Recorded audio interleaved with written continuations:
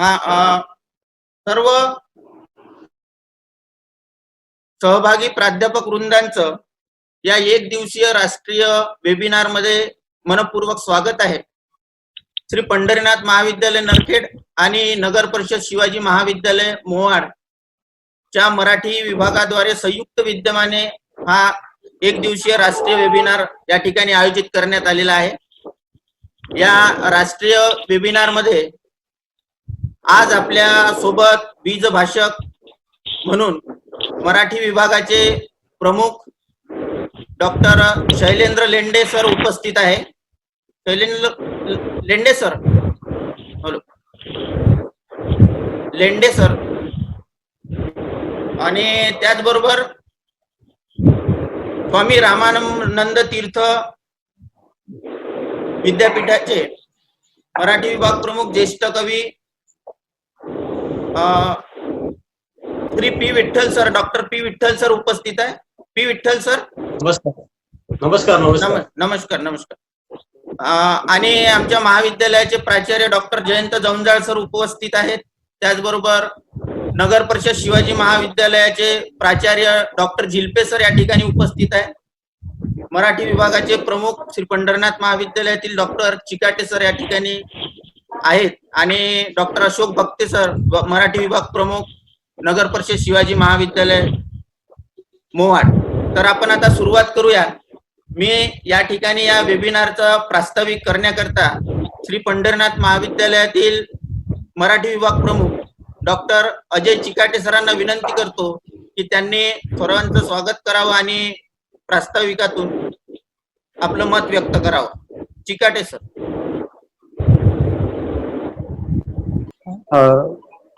मराठी या कुतूहलजनक उपक्रमात आपल्या सर्वांचं मनपूर्वक हार्दिक स्वागत.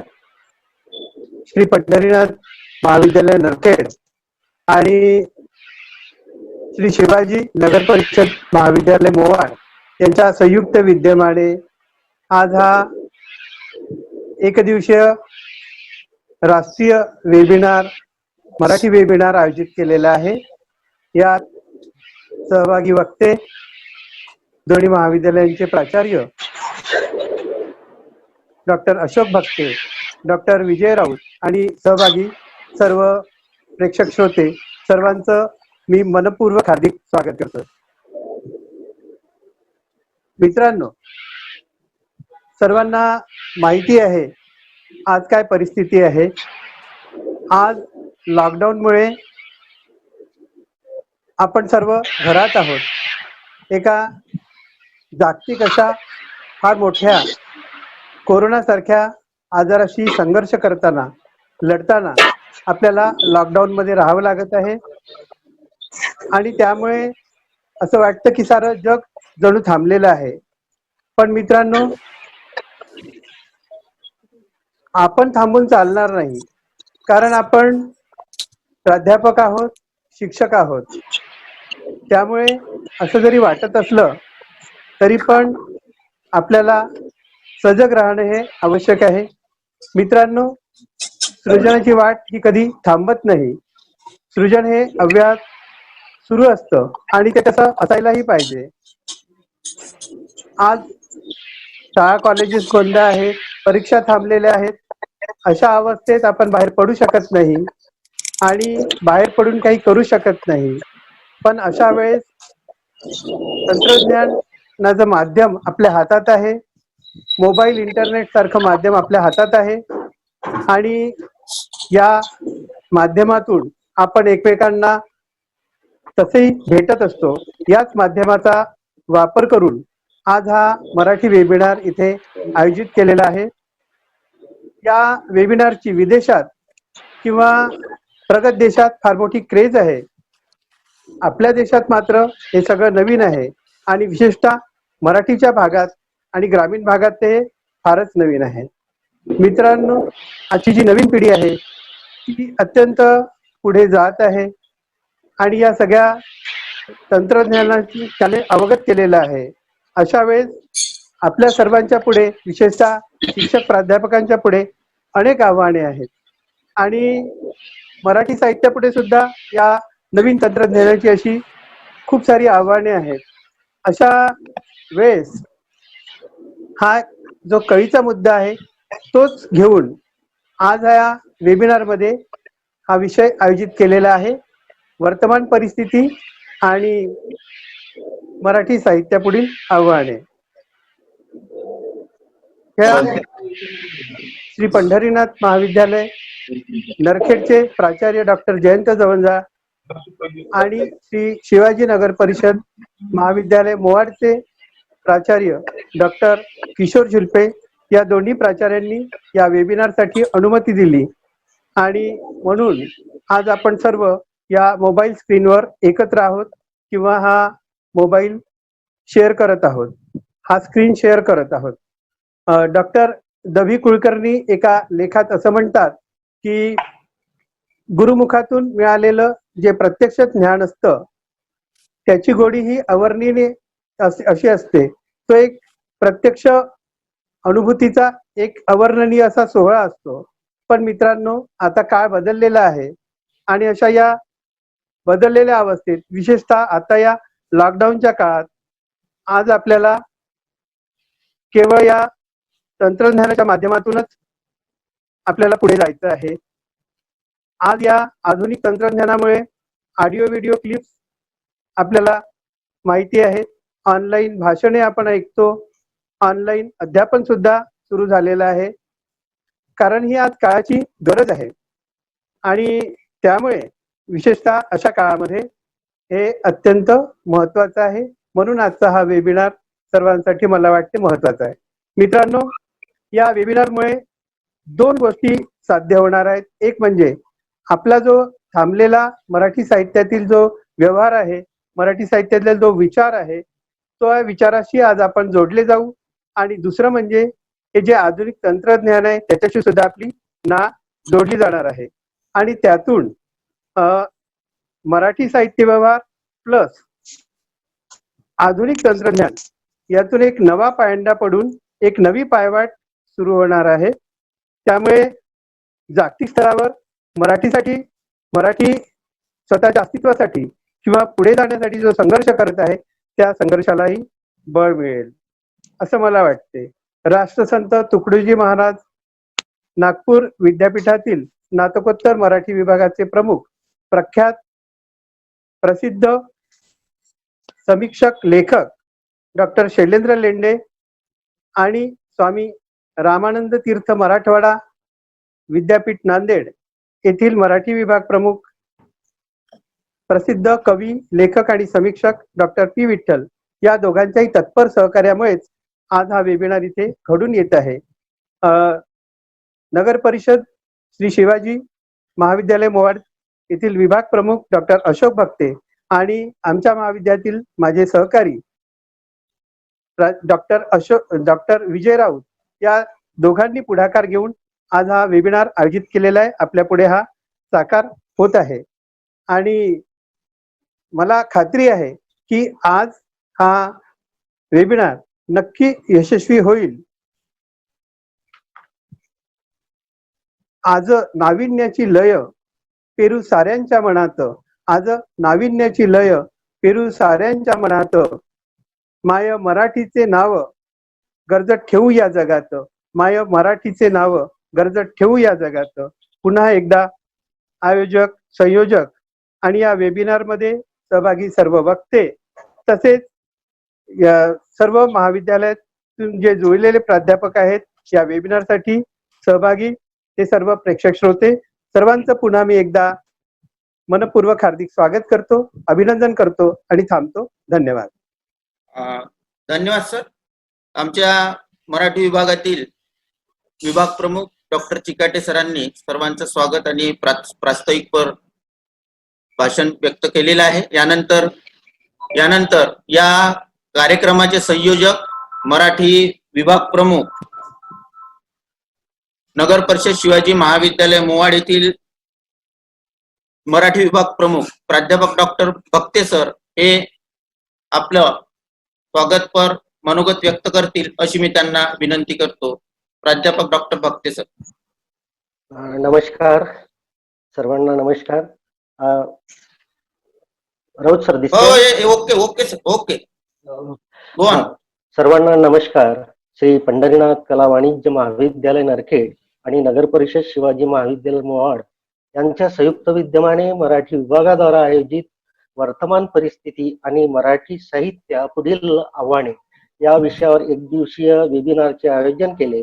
या वेबिनारचे बीज भाषण करणारे राष्ट्रसंत तुकडोजी महाराज नागपूर विद्यापीठाच्या स्नातकोत्तर मराठी विभागाचे डॉक्टर शैलेंद्र लेंडे सर, त्याचप्रमाणे या वेबिनारचे दुसरे वक्ते डॉक्टर विठ्ठल सर, जे स्वामी रामानंद तीर्थ मराठवाडा विद्यापीठ नांदेड येथील मराठीचे प्राध्यापक आहे. त्याचबरोबर या कार्यक्रमाचे या वेबिनार कार्यक्रमाचे अध्यक्ष आमच्या महाविद्यालयाचे प्राचार्य डॉक्टर किशोर झिलपे सर, त्याचबरोबर या वेबिनारचे उद्घाटक पंढरनाथ कला वाणिज्य महाविद्यालयाचे प्राचार्य पंढरनाथ कला वाणिज्य महाविद्यालयाचे विभाग प्रमुख डॉक्टर चिकाटे सर, त्याचप्रमाणे या कार्यक्रमाचे संयोजक यांच्याकडे ही पूर्ण भूमिका आहे नियोजनाची, ते म्हणजे आमचे मित्र डॉक्टर विजय राऊत सर. त्याचसोबत या वेबिनार करता जुडलेले आणि उपस्थित असलेले सर्व मराठी विषयाचे अभ्यासक, प्राध्यापक, बंधू भगिनी सर्वांचे मी दोन्ही महाविद्यालयाच्या वतीने मनापूर्वक या ठिकाणी स्वागत करतो, त्यांचं अभिनंदन करतो. आणि हा वेबिनार ज्या आम्ही पद्धतीने आयोजित केला, विशेषतः 2 महिन्यापासून जी अवस्था प्राप्त झाली, कोरोनाने जे संकट निर्माण केलं, त्या संकटाच्या निमित्ताने जी अवस्था मानवी जीवनाची निर्माण झाली, त्या निमित्ताने या वेबिनारचं आयोजन केलं. सांगण्याचं तात्पर्य विशिष्ट काळातील टप्प्यानुसार साहित्याने असंख्य वळणे घेत मराठी साहित्य संपन्न केले. सध्याची वर्तमान स्थिती हे अनपेक्षित परिणामांना आणि संकटांना सामोरी जाणारी आहे. आपण सर्व जाणतात, करोना सारख्या संकटाचा परिणाम विशिष्ट एका प्रांतातच नव्हे तर संपूर्ण विश्वात झाला. संपूर्ण विश्व या संकटाचा सामना करीत आहे. आज प्रत्येकच क्षेत्रावर या संकटाचा अपरिमित परिणाम स्पष्ट दिसतो आहे. स्वाभाविकच साहित्य प्रांतावर देखील याचा मोठा परिणाम झालेला आहे. आजची वर्तमान परिस्थिती ही अशी आहे, साहित्याच्या संदर्भात नवी आव्हाने निर्माण करणारी आहे. आणि आज साहित्य हे साहित्य विश्व हे एका वेगळ्या स्तरावर अपरिमित अशा जीवन जाणीवेतून या ठिकाणी जीवन जाणीवेतून सुरुवात झालेली आहे आणि हे आपल्याला नाकारता येत नाही. अशा अशक्यतांचा संचार व्हावा आजच्या साहित्यापुढील हे आज आपल्या साहित्यापुढील मोठा आव्हान आहे. आणि हे आव्हान आपण या साहित्याच्या माध्यमातून नष्ट करावं या हेतूने, या भूमिकेतून वर्तमान परिस्थिती आणि मराठी साहित्यापुढील आव्हाने या विषयावरील एक दिवसीय राष्ट्रीय वेबिनारचे या ठिकाणी आयोजन केलेले आहे. या वेबिनारमध्ये बीज भाषण करणारे सन्माननीय शैलेंद्र लेंडे सर, सर्वांना परिचित आहेत. हे राष्ट्रसंत तुकडोजी महाराज नागपूर विद्यापीठ त्या मराठी विभागाचे विभाग प्रमुख आहे. त्याचप्रमाणे डॉक्टर बाबासाहेब आंबेडकर विचारधारेचे प्रमुख आहे. त्याचप्रमाणे वैचारिक साहित्याचे ते एक मोठे समीक्षक आहे, एक तज्ज्ञ आहे. आणि त्याही पेक्षा त्यांचं विद्यापीठामध्ये फार मोठं योगदान आहे. त्यांच्या नावावर जवळपास 10 पुस्तकं त्यांच्या नावावर आहे. त्याचप्रमाणे सहा पुस्तक हे त्यांचे वैचारिक आहे. त्यानंतर काही पुस्तके संपादित केलेले आहे. असंख्य त्यांचं असं मोठ्या प्रमाणात लेखन आहे. आणि सोबतच त्यांनी विविध चर्चासत्र, परिसंवाद किंवा साहित्य संमेलन यांच्यामध्ये सुद्धा आपला सहभाग नोंदवून एक चांगल्या प्रकारे त्या ठिकाणी वक्ते म्हणून आपलं स्थान ग्रहण केलेलं आहे. अशा पद्धतीचा त्यांचा मोठा विस्तृत परिचय आहे. आपण जितका लेंडे सरांचा परिचय देऊ तितका या ठिकाणी फार कमी आहे. सोबतच ते एक निगर्वी व्यक्ती महत्वाची आहे, सर्वांना मिसळून घेणारे आहे आणि उत्कृष्ट वक्ते आहे. अशा या शैलेंद्र लेंडे सरांचं या ठिकाणी आज आपण भाषण आयोजित केलेलं आहे. दुसरे वक्ते या ठिकाणी जे आहे विठ्ठल सर, नांदेड येथील स्वामी रामानंद तीर्थ मराठवाडा विद्यापीठाच्या भाषा संकुलात मराठी ते प्राध्यापक आहे तथा याच विद्यापीठात डॉक्टर बाबासाहेब आंबेडकर अध्यासन व अभ्यास केंद्राचे ते प्रमुख आहे. सर म्हणजे डॉक्टर विठ्ठल सर नवोत्तर पिढीतील एक महत्वाचे कवी, अभ्यासक आणि समीक्षक आहे. त्यांच्या नावावर सुद्धा 11 पुस्तके प्रकाशित आहे, प्रसिद्ध झालेली आहे. 2 कविता संग्रह आहे, 2 लेख संग्रह आहे, काही ग्रंथ त्यांनी संपादित केलेले आहे. नियतकालिकामध्ये सुद्धा त्यांचं लेखन आहे. त्याचबरोबर दैनिकामध्ये सुद्धा त्यांचं लेखन आहे आणि विविध ठिकाणी त्यांनी त्यांचे अखिल भारतीय मराठी साहित्य संमेलन असो, की सेमिनार असो, चर्चासत्र असो, हे विविध कवी संमेलन असो, त्यामध्ये सुद्धा त्यांचा मोठ्या प्रमाणात सहभाग आहे.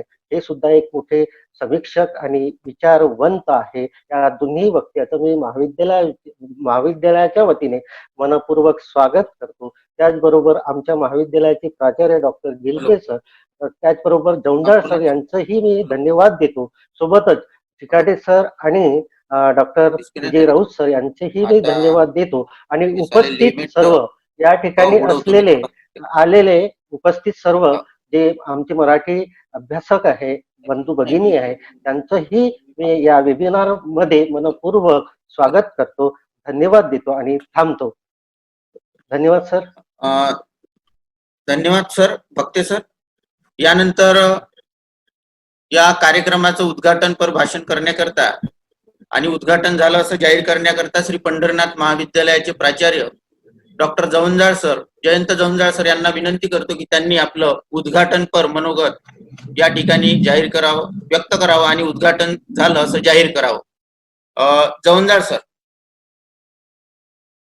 सर्व प्राध्यापक मंडळींना नमस्कार. श्री पंढरीनाथ महाविद्यालय नरखेड व नगर परिषद शिवाजी महाविद्यालय मोवाड येथील मराठी विभागाच्या संयुक्त विद्यमाने 1 दिवसीय राष्ट्रीय वेबिनार वर्तमान परिस्थिती व मराठी साहित्यापुढील आव्हाने या अतिशय ज्वलंत विषयावर या दोन्ही महाविद्यालयातर्फे आयोजित वेबिनार मध्ये आपल्या सर्वांचं हार्दिक स्वागत आहे. आमच्या महाविद्यालयातर्फे अतिशय स्तुत्य उपक्रम राबविण्यात येत आहे. महाराष्ट्रामध्ये देशामध्ये लॉकडाऊन असल्यामुळे प्रत्यक्ष सेमिनारचं आयोजन करता येत, म्हणून अभ्यासकांना या वेबिनार मधून चर्चा मंथन करण्याकरता हा वेबिनार अतिशय उपयुक्त व प्रेरणादायी स्वरूपाचा ठरेल अशा प्रकारचं आपण समजायला हरकत नाही. या वेबिनारचे प्रमुख वक्ते राष्ट्रसंत तुकडोजी महाराज नागपूर विद्यापीठाचे मराठी विभाग प्रमुख डॉक्टर शैलेंद्र सर यांचे मी महाविद्यालयातर्फे हार्दिक स्वागत करतो. तसेच दुसरे वक्ते महाराष्ट्रातील ज्येष्ठ कवी, समीक्षक व अभ्यासक पी विठ्ठल सर, स्वामी रामानंद तीर्थ मराठवाडा विद्यापीठ नांदेड यांचेही मी या ठिकाणी महाविद्यालयाच्या वतीने हार्दिक स्वागत करतो. महाराष्ट्रातील ज्येष्ठ कवी व सर्व सहभागी प्राध्यापक, अभ्यासक यांचेही मनपूर्वक या ठिकाणी मी स्वागत करतो. तसेच या कार्यक्रमाचे अध्यक्ष प्राचार्य डॉक्टर जिल्पे सर यांचेच मी महाविद्यालयाच्या तर्फे स्वागत करतोय व या वेबिनारला माझ्या हार्दिक शुभेच्छा देतो व प्रस्तुत वेबिनारचं उद्घाटन झालं असं मी या ठिकाणी जाहीर करतो. श्री पंढरीनाथ कला वाणिज्य महाविद्यालय नरखेड येथील मराठी विभागातील विभाग प्रमुख डॉक्टर अजय चिकाटे सर, तसेच नगर परिषद शिवाजी महाविद्यालय मोवाड येथील मराठी विभागाचे प्रमुख डॉक्टर अशोक भक्ती सर, या कार्यक्रमाचे संयोजक डॉक्टर विजय राऊत सर यांचे या ठिकाणी मी अभिनंदन करतो, सर्वांचं स्वागत करतो. याच ठिकाणी थांबतो. जय हिंद, जय भारत. धन्यवाद सर. धन्यवाद जवंजाळ सर. यानंतर या कार्यक्रमाचे अध्यक्ष नगर परिषद शिवाजी महाविद्यालयाचे प्राचार्य आदरणीय डॉक्टर जिल्पे सर आपलं अध्यक्षीय भाषण करतील अशी मी त्यांना विनंती करतो. नमस्कार. नमस्कार. मराठी विभागाच्या दोन्ही महाविद्यालयाने जो आजचा एकदिवसीय राष्ट्रीय वेबिनार आयोजित केला, त्या वेबिनारला माझ्या हार्दिक हार्दिक शुभेच्छा. वर्तमान परिस्थिती आणि मराठी साहित्यापुढील आव्हाने हा एक वेगळा विषय घेऊन मराठी विषयाचे प्राध्यापक पहिल्यांदाच आधुनिक तंत्रज्ञानाचा उपयोग करून सर्वांशी जुळत आहे.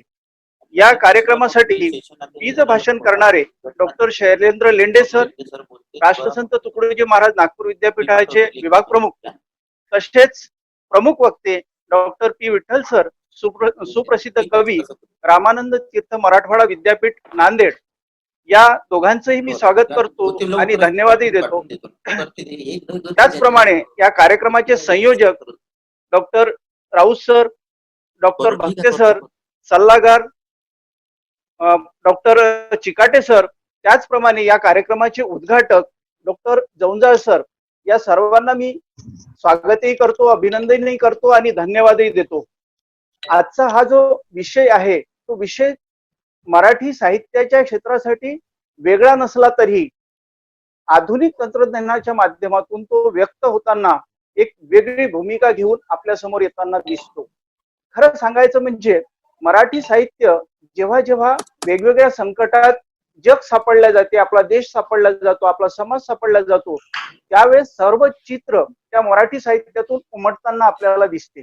यावेळेस आपण कोविड-19 हा जो जागतिक एक प्रकारचा महाराक्षस आपल्या जगावर आलेला आहे, त्या महाराक्षसाचं चित्रण मराठी साहित्यातून उमटल्याशिवाय राहणार नाही. मी तर म्हणेन की सध्याची जी ही आधुनिक तंत्रज्ञानाच्या युगामध्ये आपण वावरतो, तर व्हॉट्सअप मध्ये एक छोट्या छोट्या कथा, छोट्या छोट्या कविता, छोटे छोटे चुटुकल्याच्या रूपाने मराठी साहित्याने पदार्पण करणं सुरू केलेलं आपल्याला दिसून येते. याचा उहापोह लेंडे सर आणि डॉक्टर पी विठ्ठल सर आपल्या भाषणातून करणार आहे. मी पुनश्च या सेमिनारसाठी, या वेबिनारसाठी खूप खूप धन्यवाद देतो आणि इथेच थांबतो. नमस्कार. धन्यवाद सर. सर.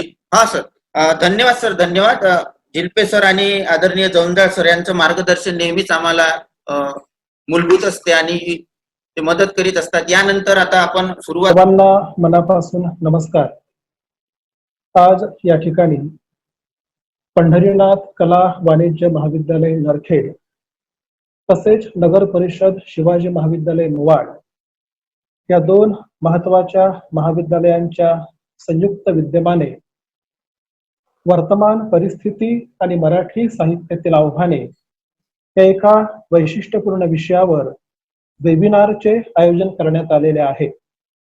या महत्वाच्या वेबिनारचे संयोजक, या महाविद्यालयाचे प्राचार्य तसेच या महाविद्यालयातील मराठी विभाग प्रमुख, या वेबिनारसाठी ज्यांनी या वेबिनारचं उद्घाटन केलेलं आहे ते पंढरीनाथ महाविद्यालय नरखेडचे प्राचार्य डॉक्टर जयंत जवंजाळ सर, नगर परिषद शिवाजी महाविद्यालयाचे प्राचार्य जे या वेबिनारचे अध्यक्ष आहेत ते डॉक्टर किशोर झिल्पे सर, या वेबिनारचे सल्लागार आमचे मित्र डॉक्टर अजय चिकाटे सर, संयोजक आमचे दोन्ही मित्र डॉक्टर अशोक भक्ते व डॉक्टर विजय राऊत, तसेच या संपूर्ण वेबिनारमध्ये उपस्थित सर्व प्राध्यापक बंधू भगिनींनो आणि सर्व मित्रांनो, एका अतिशय महत्वाच्या अशा विषयावर आपण चर्चेला या ठिकाणी एकत्र आलेलो आहोत. आपल्या सगळ्यांना माहित आहे की हा कालखंड फार वेगळ्या पद्धतीचा आहे आणि या कालखंडासंबंधात आपल्या सगळ्यांना पी विठ्ठल यांचं वक्तव्य ऐकायचं आहे. ते या ठिकाणी उपस्थित आलेले आहेत. आपण सगळी मंडळी या कोरोनाच्या निमित्ताने एकंदर आपल्या जीवनासंबंधामध्ये पुनश्च नव्याने विचार करण्याकरता उद्युक्त झालेलो आहोत. तर आजची ही वर्तमान काळातील परिस्थिती कशा प्रकारची आहे आणि त्याचा संबंध मराठी साहित्याशी कशा प्रकारे येतो, एकंदर आजचा कालखंड, त्या समकाळाचं रूप आणि या समकाळाचा मानवी जीवनावर, मराठी साहित्यावर, मराठी संस्कृतीवर, मराठी समाजावर कशा प्रकारचा परिणाम झाला याचा अनुबंध आपण पुढच्या 2 सत्रामध्ये समजून घेण्याचा प्रयत्न करूया. मी पुनश्च सर्वांचं स्वागत करतो. खरं तर आपण मला या ठिकाणी बीजभाषक म्हणून संधी दिली, मी पुन्हा एकदा आपला आभार मानतो आणि या ठिकाणी मी थांबतो. लगेच आपण पुढच्या सत्रामध्ये एकत्र भेटूया. सर्वांना पुन्हा एकदा धन्यवाद. धन्यवाद सर, धन्यवाद. यानंतर दुसऱ्या सत्रामध्ये डॉक्टर शैलेंद्र लेंडे सर आपल्या बीज भाषणाची मांडणी करणार आहेत या विषयावर. संपूर्ण जगभर अनेक देशामध्ये या कोरोनाचा संसर्ग लोकांना पाहायला मिळाला आणि 30 जानेवारीला जागतिक आरोग्य संघटनेने ही घोषणा केली की जगाला आता एका अत्यंत भयावह अशा प्रकारच्या संकटाला सामोरं जायचं आहे. मी हे तुम्हाला सांगितलं पाहिजे की 30 तारखेची घोषणा ही जागतिक आरोग्य संघटनेच्या दृष्टिकोनातून सगळ्यात मोठी त्यांची ती घोषणा होती आणि त्यानंतरच्या टप्प्यामध्ये संपूर्ण जगाने त्या संबंधात पावलं उचलण्याला सुरुवात केली. आपण लक्षात घ्या की कोरोनाशी लढताना अगदी आपल्या समोर आता 2 महायुद्धांची आठवण येत आहे. 2 महायुद्धामध्ये ज्या प्रकारची प्राणहानी वित्तहानी झाली होती तशाच प्रकारच्या हानीला आजच्या कालखंडातील संपूर्ण जागतिक समाज हा सामोरा चाललेला आहे. खरं तर आज जगाला 3ऱ्या महायुद्धाला पाहायची इच्छा नाही, कारण या 2 महायुद्धामध्ये संपूर्ण जगाचा चेहरामोहरा फार बदलून गेलेला आहे. तेव्हा अशा या आजच्या समकालीन परिस्थितीमध्ये आपण जेव्हा या सगळ्या संकटांना सामोरं जात आहोत तेव्हा आज आपण कोणत्या प्रकारच्या नव्या दिशेने गेलं पाहिजे याचा विचार करण्याची गरज आपणावर येते. बंधूंनो, तुम्हाला माहित आहे की साथीचे रोग, या साथीच्या रोगाचं आक्रमण हे मध्ययुगीन कालखंडामध्ये जगाच्या पाठीवर फार तीव्रतेने झालं होतं. आधुनिक कालखंड हा तसा अत्याधुनिक तंत्रज्ञानाचा कालखंड आहे आणि अशा कालखंडामध्ये साथीचे रोग कमी होत जाणे ही एक प्रक्रिया आहे. पण मी तुम्हाला सांगितलं पाहिजे की भारतामध्ये 1896च्या कालखंडामध्ये जेव्हा प्लेगची साथ आली होती तेव्हा या प्लेगच्या साथीच्या कालखंडामध्ये तब्बल 1 कोटी लोकांना मृत्युमुखी पडावं लागलं. 1896 ते 1930 या 30 वर्षांच्या कालखंडामध्ये भारतामध्ये तब्बल 3 कोटी लोकांची प्राणहानी झालेली आहे आणि त्यामुळे या अशा महामारीच्या बद्दल अंगावर काटा उठणं हे अगदी स्वाभाविक ठरतं. तुम्हाला माहित आहे की या कोरोनाच्या संबंधामध्ये संपूर्ण जगाचा एक अर्थशास्त्रीय चेहरा मोहरा बदललेला आहे. एक जगाचं वेगळं एक राजकीय अर्थशास्त्र आहे, एकमेकावर कुरघोडी करण्याचे राजकारण आहे. चीनवर मग संपूर्ण जगाने केलेले आरोप, चीनने पुन्हा प्रत्यारोप करण्याचा जो भाग, अमेरिकेने चीनवर आरोप करणे, चीनने अमेरिकेवर आरोप करणे आणि त्याच्यामध्ये त्यांचं आर्थिक सत्ताकरण हा देखील भाग आपल्याला पाहायला मिळतो. आपण लक्षात घ्या की जेव्हा इटली येथील मिलान या ठिकाणी या संसर्गाचा अत्यंत तीव्रतेने प्रसार झाला, हा प्रसार मुळामध्ये फॅशनच्या जगामध्ये चामड्याच्या वस्तूंच्या आयात निर्यातीतून फार वेगाने झाला आणि दुसरा भाग म्हणजे लोकांचं जागतिक पर्यटन. पर्यटनाच्या रूपातून जग जवळ आलेलं आहे, पण जग जवळ येत असताना जसजशी लोकांची गती वाढते तसतशा प्रकारच्या संकटांच्या गती देखील वाढत असतात. एका अर्थाने एक पर्यटनाच्या अत्यंतिक तीव्रतम हव्यासापोटी आणि जगाच्या आंधळ्या सुसाट सैराट अशा प्रगतीच्या रूपातून या संकटाला जगाला सामोरं जावं लागलेलं आहे. आपण लक्षात घ्या की मुळामध्ये युरोप, अमेरिका या देशांची आर्थिक परिस्थिती अत्यंत सुबत्तापूर्ण अशी आहे आणि इतकी सुबत्ता असून देखील त्या देशांची पडझड झालेली आहे. याच्यावरून भारताची अवस्था आज किती वेगळ्या पातळीवरची असेल याची आपण केवळ कल्पना करू शकतो. अमेरिका सारख्या एका मोठ्या उपखंडाला, मोठ्या देशाला, जर्मनीला, फ्रान्सला, इटलीला या संकटाला फार तीव्रतेने सामोरं जावं लागलेलं आहे. मी तुम्हाला सांगितलं पाहिजे की या कोरोनाच्या निमित्ताने युरोप आणि अमेरिका खंडाची जी काही पडझड झाली त्या पडझडीला दूर करण्यासाठी तिथल्या सरकारांनी तिथल्या लोकांकरता अनेक प्रकारच्या आर्थिक योजना आणल्या, तरी पण जर्मनीच्या अर्थमंत्र्याला आघाडीखाली आत्महत्या करावी लागलेली आहे. म्हणजे जर्मनी सारख्या बलाढ्य आर्थिक शक्ती असलेल्या आणि आपल्या देशातील लोकांना सर्व प्रकारच्या सुविधा उपलब्ध करून देऊ पाहणाऱ्या अशा देशाच्या अर्थमंत्र्याला जेव्हा आत्महत्या करावी लागते तेव्हा युरोप आणि अमेरिका खंडामध्ये आर्थिक द्वंद्व हे किती तीव्रतम टोकावर गेलं असेल याची आपण कल्पना करू शकतो. थोडामध्ये आज संपूर्ण जगाच्या पातळीवर या विषाणूला दूर करण्यासाठी डॉक्टर्स, शास्त्रज्ञ, त्यांचा पूर्ण स्टाफ, नर्सेस, आरोग्य सेवक, स्वच्छता दूत, प्रशासन, पोलीस यंत्रणा या सगळ्या यंत्रणा प्राणपणाने लढत चाललेल्या आहेत. मुळामध्ये शासन आपल्या पातळीवर या संपूर्ण संसर्गाला कशा प्रकारे दूर करता येईल त्याचा पूर्णपणे प्रयत्न करत आहे आणि भारतात ही प्रक्रिया सुरू झालेली आहे. मी तुम्हाला याकरता सांगितलं की कोरोनाचं संकट हे एका अर्थाने मानव निर्मित आहे असं याकरता म्हणता येईल की मानवाने स्वतःच्या अत्यंतिक तीव्र गतीमुळे या विषाणूचा प्रसार जगभर केलेला आहे. भारतामध्ये जेव्हा 30 जानेवारी या तारखेला कोरोनाचा पहिला रुग्ण केरळ येथे आला, तेव्हा केरळने त्या संबंधामध्ये आपल्या उपायात्मक योजना केल्या आणि त्या उपाययोजनांच्या आधारावर मग त्या राज्याला काही प्रमाणामध्ये त्याच्यावर मात करता आलेली आहे. आपल्या देशामध्ये 15 मार्च नंतरच्या कालखंडात 21 मार्च नंतरच्या टप्प्यामध्ये एक आरोग्यविषयक लॉकडाऊनची प्रक्रिया निर्माण करण्यात आली.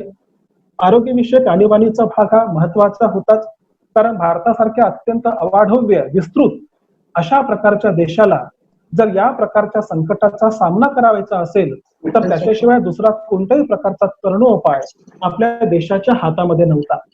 आपल्याला माहित आहे की आता आपण ज्या काही प्रक्रियेला पुढे चाललेलो आहोत त्याला आपण कोरोना विरुद्धचं महायुद्ध ते युद्ध असं म्हणतो. मुळामध्ये युद्धाच्या भाषेमध्ये बोलण्याची आपली एक पद्धती असते. कोरोनाला आपण पराभूत करूया, त्याच्यावर विजय मिळवूया आणि एका अर्थाने इथल्या मानव जातीवरच्या संकटाला दूर सारूया, अशा प्रकारच्या भूमिकेतून आपला देश आता पुढे चाललेला आहे. पण या युद्धभूमीवर जे नवसैनिक आहेत ते काही मिलिटरीचे लोक नाही आहेत, ते पोलीस आहेत, तरी त्यांचं प्रमाण थोडं मागच्या टप्प्यावर आहे. आज या नव्या युद्धाच्या रणांगणावर डॉक्टर, नर्सेस, स्वच्छता दूत, आरोग्य दूत, पोलीस यंत्रणा ही मंडळी लढत चाललेली आहे आणि याच्या आधारे या देशाला कसं नव्या दिशेने नेता येईल त्याचा ते प्रयत्न करत चाललेले आहेत. मुळामध्ये कोरोनाकडे पाहण्याचे 2 प्रकारचे दृष्टिकोन आपल्याला जगाच्या पाठीवर पाहायला सापडतात.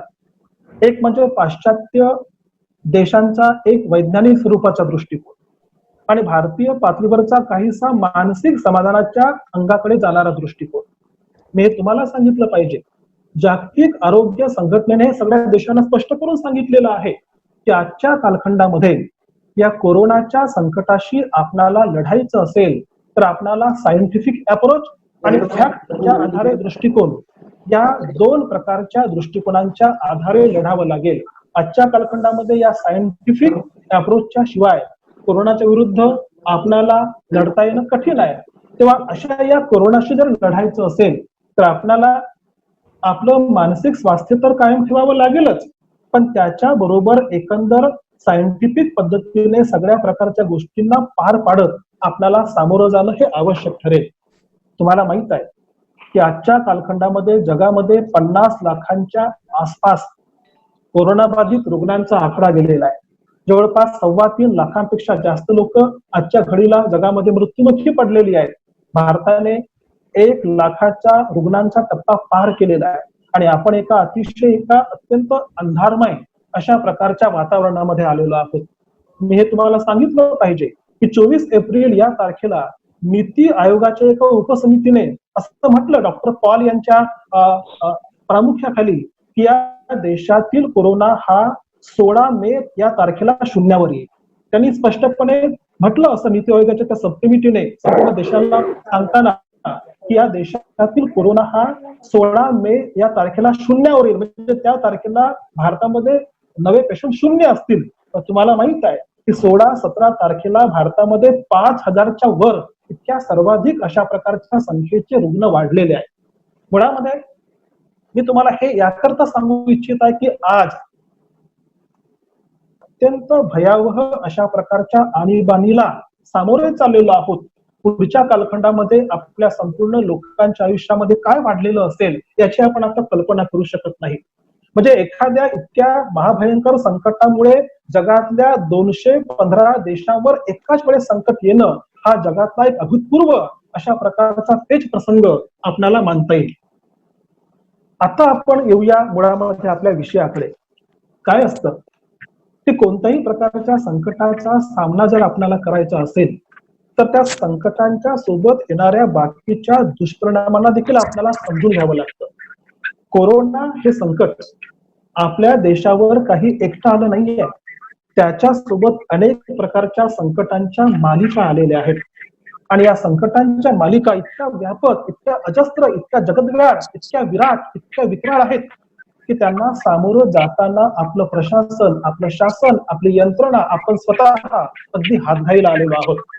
मुळामध्ये वर्तमान काळात या कोरोनाच्या संसर्गासोबतच आपल्या देशाच्या समोर आरोग्याचे प्रश्न उभे झालेले आहेत, आर्थिक प्रश्न उभे झालेले आहेत, परिवहन क्षेत्रामध्ये प्रश्न उभे झालेले आहेत, प्रसार माध्यमांचे प्रश्न उभे झालेले आहेत. एकंदर भारतीय समाजाकडे या प्रश्नांची मालिका अनंत अशी वाढलेली आहे. आणि अशा कालखंडामध्ये समाज, संस्कृती आणि साहित्य या प्रकारच्या घटकांचा विचार हा कशा प्रकारे करता येईल याचा आपणाला नव्याने विचार करावा लागेल. मी तुम्हाला मुद्दाम थोडं या संकटांच्या अनेकानेक प्रकारच्या जगद्व्याळाला, त्याच्या गुंत्याला तुमच्या पुढे हलक्या पद्धतीनं आलेखात्मक पद्धतीने सांगू इच्छितो. आज संपूर्ण जगभर जगातले सगळे विचारवंत, सगळे लेखक, सगळे शास्त्रज्ञ, सगळे प्राध्यापक या संकटाशी आपण कशा प्रकारे मुकाबला करावा याच्या प्रश्नामध्ये पडलेले आहेत. तुम्हाला मी सांगितलं पाहिजे की जगातले सगळ्यात मोठे जे विचारवंत आहेत त्या प्रश्नाकडे वेगळ्या अंगाने पाहत चाललेले आहेत. त्या महामारीमुळे आणि त्याच्या अनुषंगाने उफाळलेल्या भयावह संकटाच्या परिस्थितीमुळे जगातले विचारवंत विचलित झाले आहेत. आपण विचलित झालेलो आहोत. एक मराठी विषयाचे समंजस, सुजान, विवेकी, समतोल, समानता मानणारे, जीवनाकडे संवेदनशीलतेने पाहणारे आपल्या समोर देखील एक प्रकारची हतबलता, एक प्रकारचं नैराश्य हे उभं ठाकलेलं आहे. तुम्हाला माहित आहे, आपण भाषा विज्ञानामध्ये नॉम चॉम्स्की यांचं नाव ऐकलेलं आहे.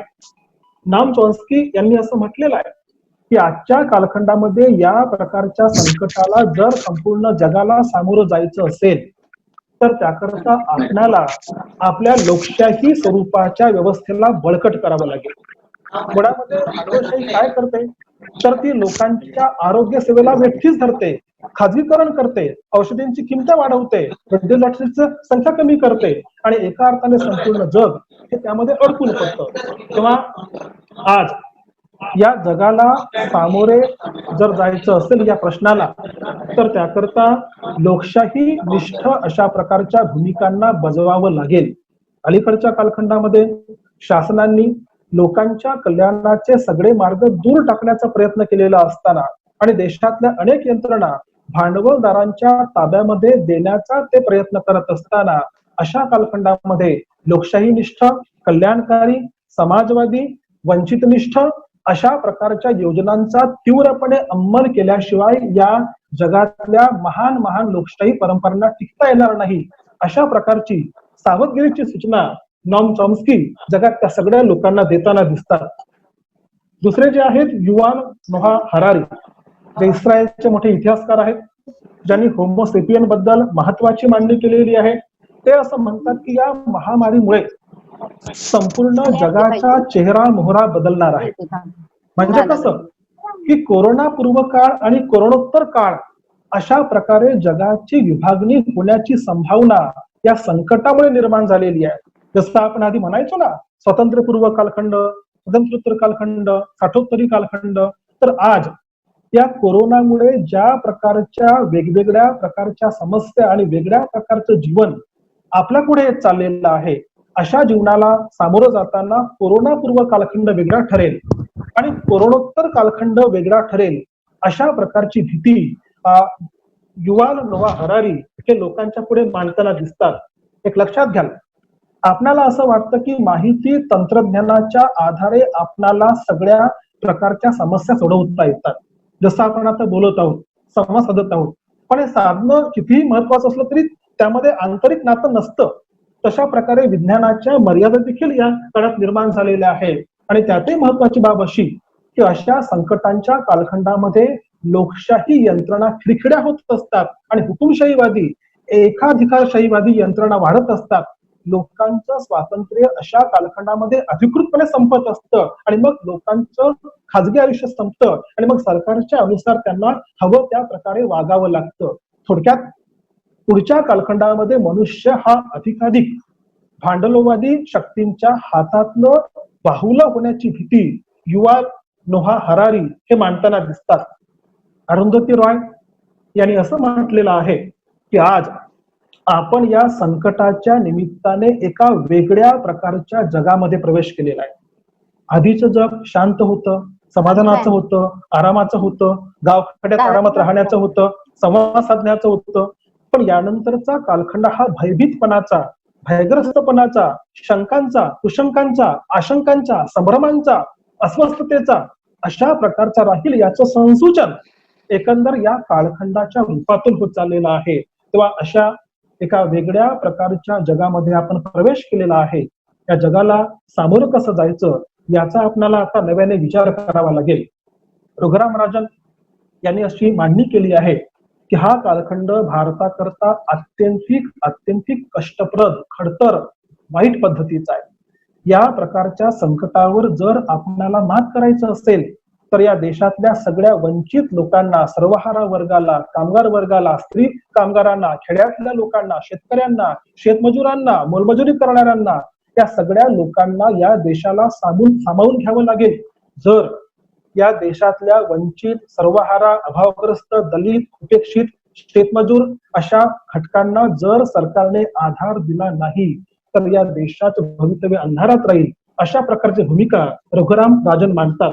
शेवटी त्यांनी जे मांडलं ते मला याकरता महत्वाचं वाटतं की आजच्या कालखंडामध्ये कोणत्याही प्रश्नाचा विचार करताना आपण स्थानिक पातळीवर विचार करण्याचा प्रयत्न करतो. अनेकदा आपल्याला लोकल हे ग्लोबल वाटतं, ते असतंय, अनेकदा राहू शकतं, पण मुळामध्ये आपल्याला आजच्या कालखंडामध्ये आंतरराष्ट्रीय मानवतावादाच्या अंगाने पुढे गेलं पाहिजे.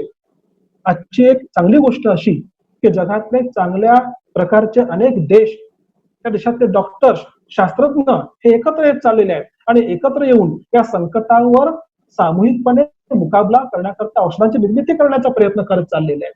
तर महत्वाचा मुद्दा असा की आजच्या या अशा संकटाच्या कालखंडामध्ये जगामध्ये एकता येणे आणि देशांच्या सीमारेषा या दूर होत जाणे, या सीमारेषांना दूर करण्याचा भाग आणि जगातल्या सगळ्या देशांनी एकत्र येण्याचा भाग हा महत्वाचा ठरू शकतो. तर या दृष्टिकोनातून आपण आजच्या काळाचा विचार करताना जागतिक मानवतावादाला साकार कसं करता येईल या दृष्टिकोनातून आपण पुढे गेलं पाहिजे असं मला स्वतःला वाटतं. एकंदर ज्या वर्तमान काळामध्ये आपण आहोत, आजची भारताची वर्तमान परिस्थिती ही अनेक अंगातून मोठी दुःखदायक अशा प्रकारची बनलेली आहे. मी मघा सांगितल्याप्रमाणे अनेक प्रकारचे प्रश्न निर्माण झालेले आहेत. आर्थिक प्रश्न महाप्रचंड आहेत. आपल्याला माहित आहे, आपण सगळे मराठीचे प्राध्यापक आहोत. अनेक लोक हे अगदी पूर्ण पगारी लोक आहेत, पण आपल्या 80% प्राध्यापकांना विना अनुदानित ठिकाणी काम करावं लागतं, अंशकालीन प्रकारे काम करावं लागतं आणि भारतामध्ये जवळपास 80% लोक हे अशा प्रकारे असंघटित प्रकारे काम करतात आणि त्या कामाच्या आधारे त्यांना स्वतःच्या कुटुंबाला तारावं लागतं. तर हा एक अत्यंत भयान अशा प्रकारच्या समस्येचा भाग आपल्याला मानावा लागतो. मी हे तुम्हाला सांगितलं पाहिजे. मी अतिशय गंभीरपणे तुम्हाला सांगू इच्छितो, आजच्या वर्तमान परिस्थितीचा विचार करताना आज हे जे संकट आपल्याला पाहायला मिळतात, हे संकट नव्हते असं नाही, हे संकट देशामध्ये होते. मी तुम्हाला हे गंभीरपणे सांगू इच्छितो की भारतीय स्वातंत्र्यानंतरच्या सुरुवातीच्या 1-2 दशकांच्या कालखंडामध्ये या प्रश्नांकडे गंभीरपणे पाहण्याचं काम देशाने केलं, पण नंतर ह्या समस्या दाबल्या गेल्या, लोपल्या गेल्या, त्याच्यावर खपली चढली. आज या देशामध्ये आरोग्याच्या, शिक्षणाच्या, दळणवळणाच्या, पैशाच्या, असंघटित कामगारांच्या, शहरी झोपडपट्टीतल्या लोकांच्या, शेतमजुरांच्या, स्त्रियांच्या ज्या काही समस्या आपल्याला पाहायला मिळतात, या सगळ्या समस्या या आधी होत्या, त्या मध्ये दबलेल्या होत्या. या कोरोनामुळे आणि कोरोनाच्या निमित्ताने, लॉकडाऊन झाल्याच्या निमित्ताने या समस्या अगदी तीव्रपणे आपल्या समोर आलेल्या आहेत. तेव्हा या समस्यांचा हा अत्यंत गुंता आपल्या पुढे वाढलेला आहे. आपण एक लक्षात घ्याल, ज्या प्रकारे भारताला जेव्हा स्वातंत्र्य मिळालं, त्या स्वातंत्र्याच्या कालखंडामध्ये भारताची फाळणी झाली. फाळणीच्या कालखंडामध्ये ज्या प्रकारच्या संकटांना आणि समस्यांना भारतीय समाजाला सामोरं जावं लागलं, तशा प्रकारच्या संकटांना आणि समस्यांना आजच्या काळातील भारतातला सर्वहारा समाज हा पुढे चाललेला आहे.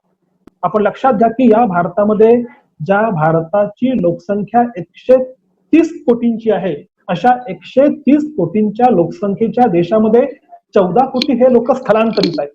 म्हणजे ज्या लोकांनी गाव सोडली, गावातून शहराकडे आले, शहरात वास्तव्य केलं, आणि आता हे 12 ते 14 कोटी लोक जगण्याकरता इथून पुन्हा आपल्या गावाकडे परत चाललेले आहे.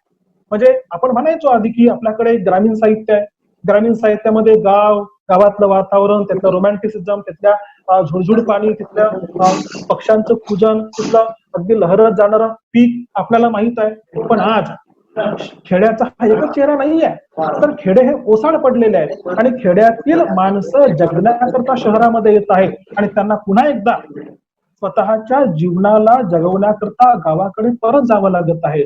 म्हणजे आपल्याला लक्षात येईल की भारत आजच्या कालखंडामध्ये एक चालता फिरता विस्थापितांचा देश बनलेला आहे. जगाच्या पाठीवर अशा प्रकारचं दृश्य कोणत्याही देशामध्ये नाही आहे. आज संपूर्ण जग कोरोना सारख्या संकटाशी लढत असताना ते एकाच संकटाला सामोरं चालले आहेत, आर्थिक संकटाला सामोरं चाललेले आहेत. पण एकाच वेळेस आज भारतातले 12 ते 14 कोटी लोक खेड्यात जात आहेत, काही गेले आहेत, काही क्वारंटाईन आहेत. तेव्हा अशा प्रकारच्या लोकांचं काय होईल मग? म्हणजे आतापर्यंत आपल्या ज्या खेड्याबद्दलच्या ज्या काही कल्पना होत्या त्या पूर्ण कल्पना फुटण्याचा अशा प्रकारचा हा कालखंड आलेला आहे.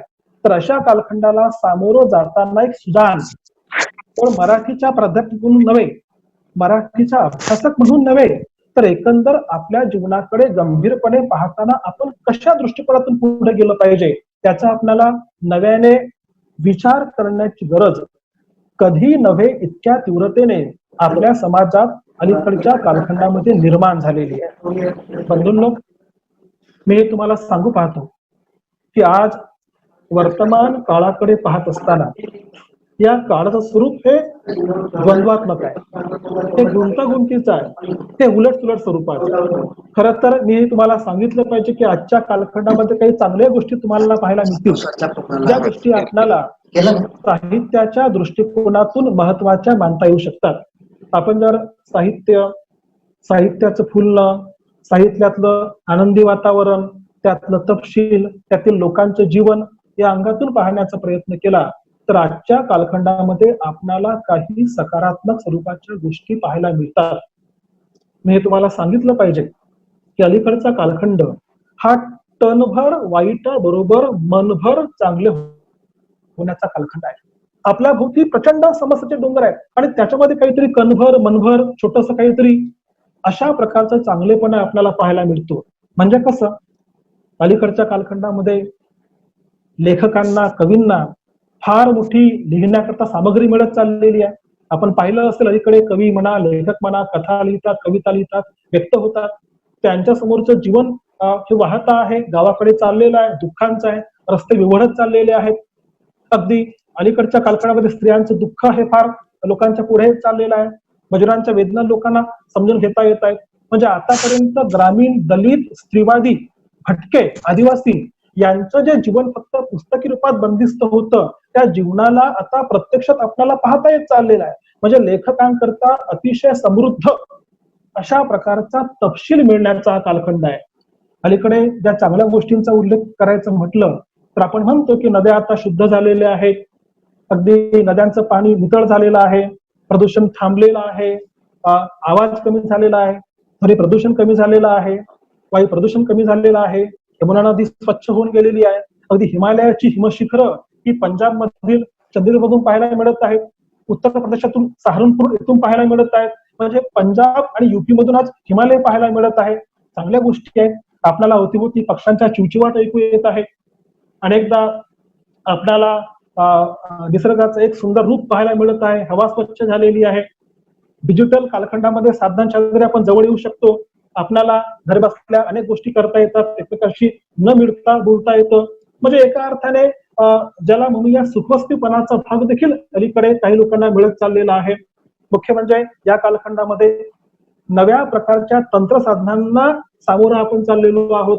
फेसबुक म्हणा, व्हॉट्सअप म्हणा, ट्विटर म्हणा, याच्या आधारे आपण प्रगट होत आहोत. म्हणजे समाज माध्यमांच्या आधारे इतक्या तीव्रपणे, इतक्या वेगाने प्रगट होण्याचा कालखंड कधी आला नव्हता. तर अशा प्रकारे लेंडे सर 10 मिनिटं.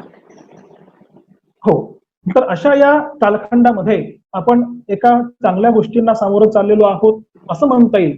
की अलीकडचा कालखंड हा कवी लेखकांना हुरूप येणारा कालखंड आहे. पण याच्या पलीकडे जर आपण पाहिलं तर आजचा कालखंड हा अत्यंत अत्यंत विस्कटीतपणाचा कालखंड आहे.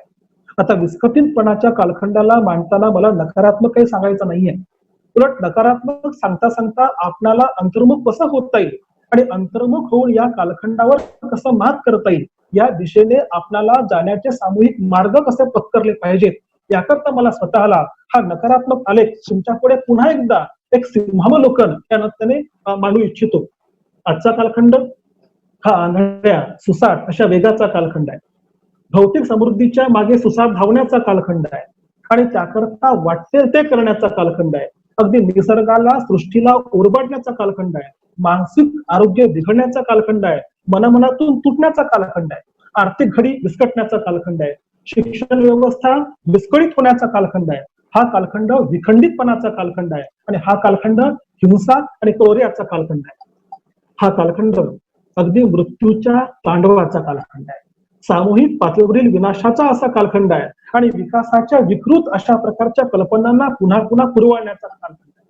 ग्रामीण जीवन आणि शहरी जीवन या दोन्ही प्रकारच्या जीवनामध्ये कशा प्रकारचा दुरावा निर्माण झालेला आहे हा दुरावा स्पष्ट होण्याचा कालखंड आहे. ग्रामीण संरचना आपण ज्या आतापर्यंत अभंग मानलेला होतो त्या ग्रामीण संरचना तुटण्याचा असा कालखंड आहे. मजूर, कामगार, घरकामगार स्त्रिया, असंघटित मजूर यांच्या उद्ध्वस्तपणाचा हा कालखंड आहे. एका अर्थाने मनाची निराशा, नकारात्मकता, एकटेपणा, एकाकीपणा, परकेपणा आणि तोरकेपणा वाढण्याचा असा कालखंड आहे. तर अशा या कालखंडामध्ये अगदी देशातील 12 ते 14 कोटी कामगारांचे रोजगार जाण्याचा असा कालखंड आहे. शिक्षण, आरोग्य, दळणवळण या सगळ्या गोष्टींच्या खासगीकरणाचा कालखंड आहे आणि याच्यामुळे आलेल्या भूक आणि उपासमारीचा असा कालखंड आहे. अगदी असं म्हणता येईल की एखाद्या राज्याला, एखाद्या देशाला जर जगायचं असेल तर त्याकरता महसुलाला प्राप्त करण्याकरता दारूची दुकाने सुरू करण्याचा कालखंड आहे. म्हणजे अगदी एखाद्या देशातल्या सरकारला जर स्वतःची आर्थिक भरपाई करायची असेल तर त्या देशाला केवळ मद्यालय सुरू करण्याशिवाय दुसरा मार्ग सापडणार नसेल तर अशा प्रकारच्या नैतिक अधपतनाचा दुसरा कालखंड या भारताच्या इतिहासात दुसरा कोणताही राहू शकत नाही असं आपल्याला या निमित्ताने म्हणावं लागतं. मुळामध्ये या ज्या कालखंडामध्ये धार्मिक विद्वेष वाढलेला आहे. स्वतःच्या चुकांचं खापर कसं बाकीच्यावर फोडता येईल तो भाग वाढलेला आहे. अगदी तुम्हाला मी सांगितलं पाहिजे की आतापर्यंत रेशन कार्डचा जो भाग होता त्या रेशन कार्डच्या रांगेमध्ये लोकांच्या उभं राहण्याचा कालखंड आहे. एका अर्थाने युद्धखोरीचा कालखंड आहे. अराजक सदृश्याचा कालखंड आहे आणि लोकशाही संस्थांच्या कोसळण्याचा कालखंड आहे. मुख्य म्हणजे आजचा कालखंड हा शास्त्रज्ञांनी मौन अबोल राहण्याचा कालखंड आहे आणि पॅकेज संस्कृतीमधील फक्त वरवरच्या मुलायम रॅपरला भुलून जाण्याचा असा कालखंड आहे. तर अशा या कालखंडाचा आपण जेव्हा विचार करतो तर आपण आता एका सत्योत्तर सत्याच्या काळापर्यंत आलेलो आहोत. आपण आता एका आभासी अशा प्रकारच्या काळापर्यंत आलेलो आहोत आणि सोबतच आपण मूल्य ऱ्हासाच्या अशा प्रक्रियेपर्यंत आलेलो आहोत. एका अर्थाने विचारशीलता दूर जाण्याचा असा हा कालखंड आहे आणि विचारशीलता जेव्हा संपते तेव्हा विवेक हा नष्ट होत असतो. अविवेकी जीवन हे निर्माण होत असतं आणि या अविवेकी जीवनामुळे एक प्रकारची अंधश्रद्धा, एक प्रकारची अश्रद्धा आणि एक प्रकारची वैज्ञानिकता ही लोपत जाते आणि अशा या कालखंडामध्ये एकंदर संपूर्ण जीवन हे जणू काही विघटनाकडे जातं. मुळामध्ये मी हे तुम्हाला सांगितलं पाहिजे म्हणजे मी याकरता सांगू इच्छितो की मुळामध्ये आपल्या देशाने ज्या गोष्टी आतापर्यंत करायला नव्हत्या पाहिजे होत्या त्या आता होत चाललेल्या आहेत.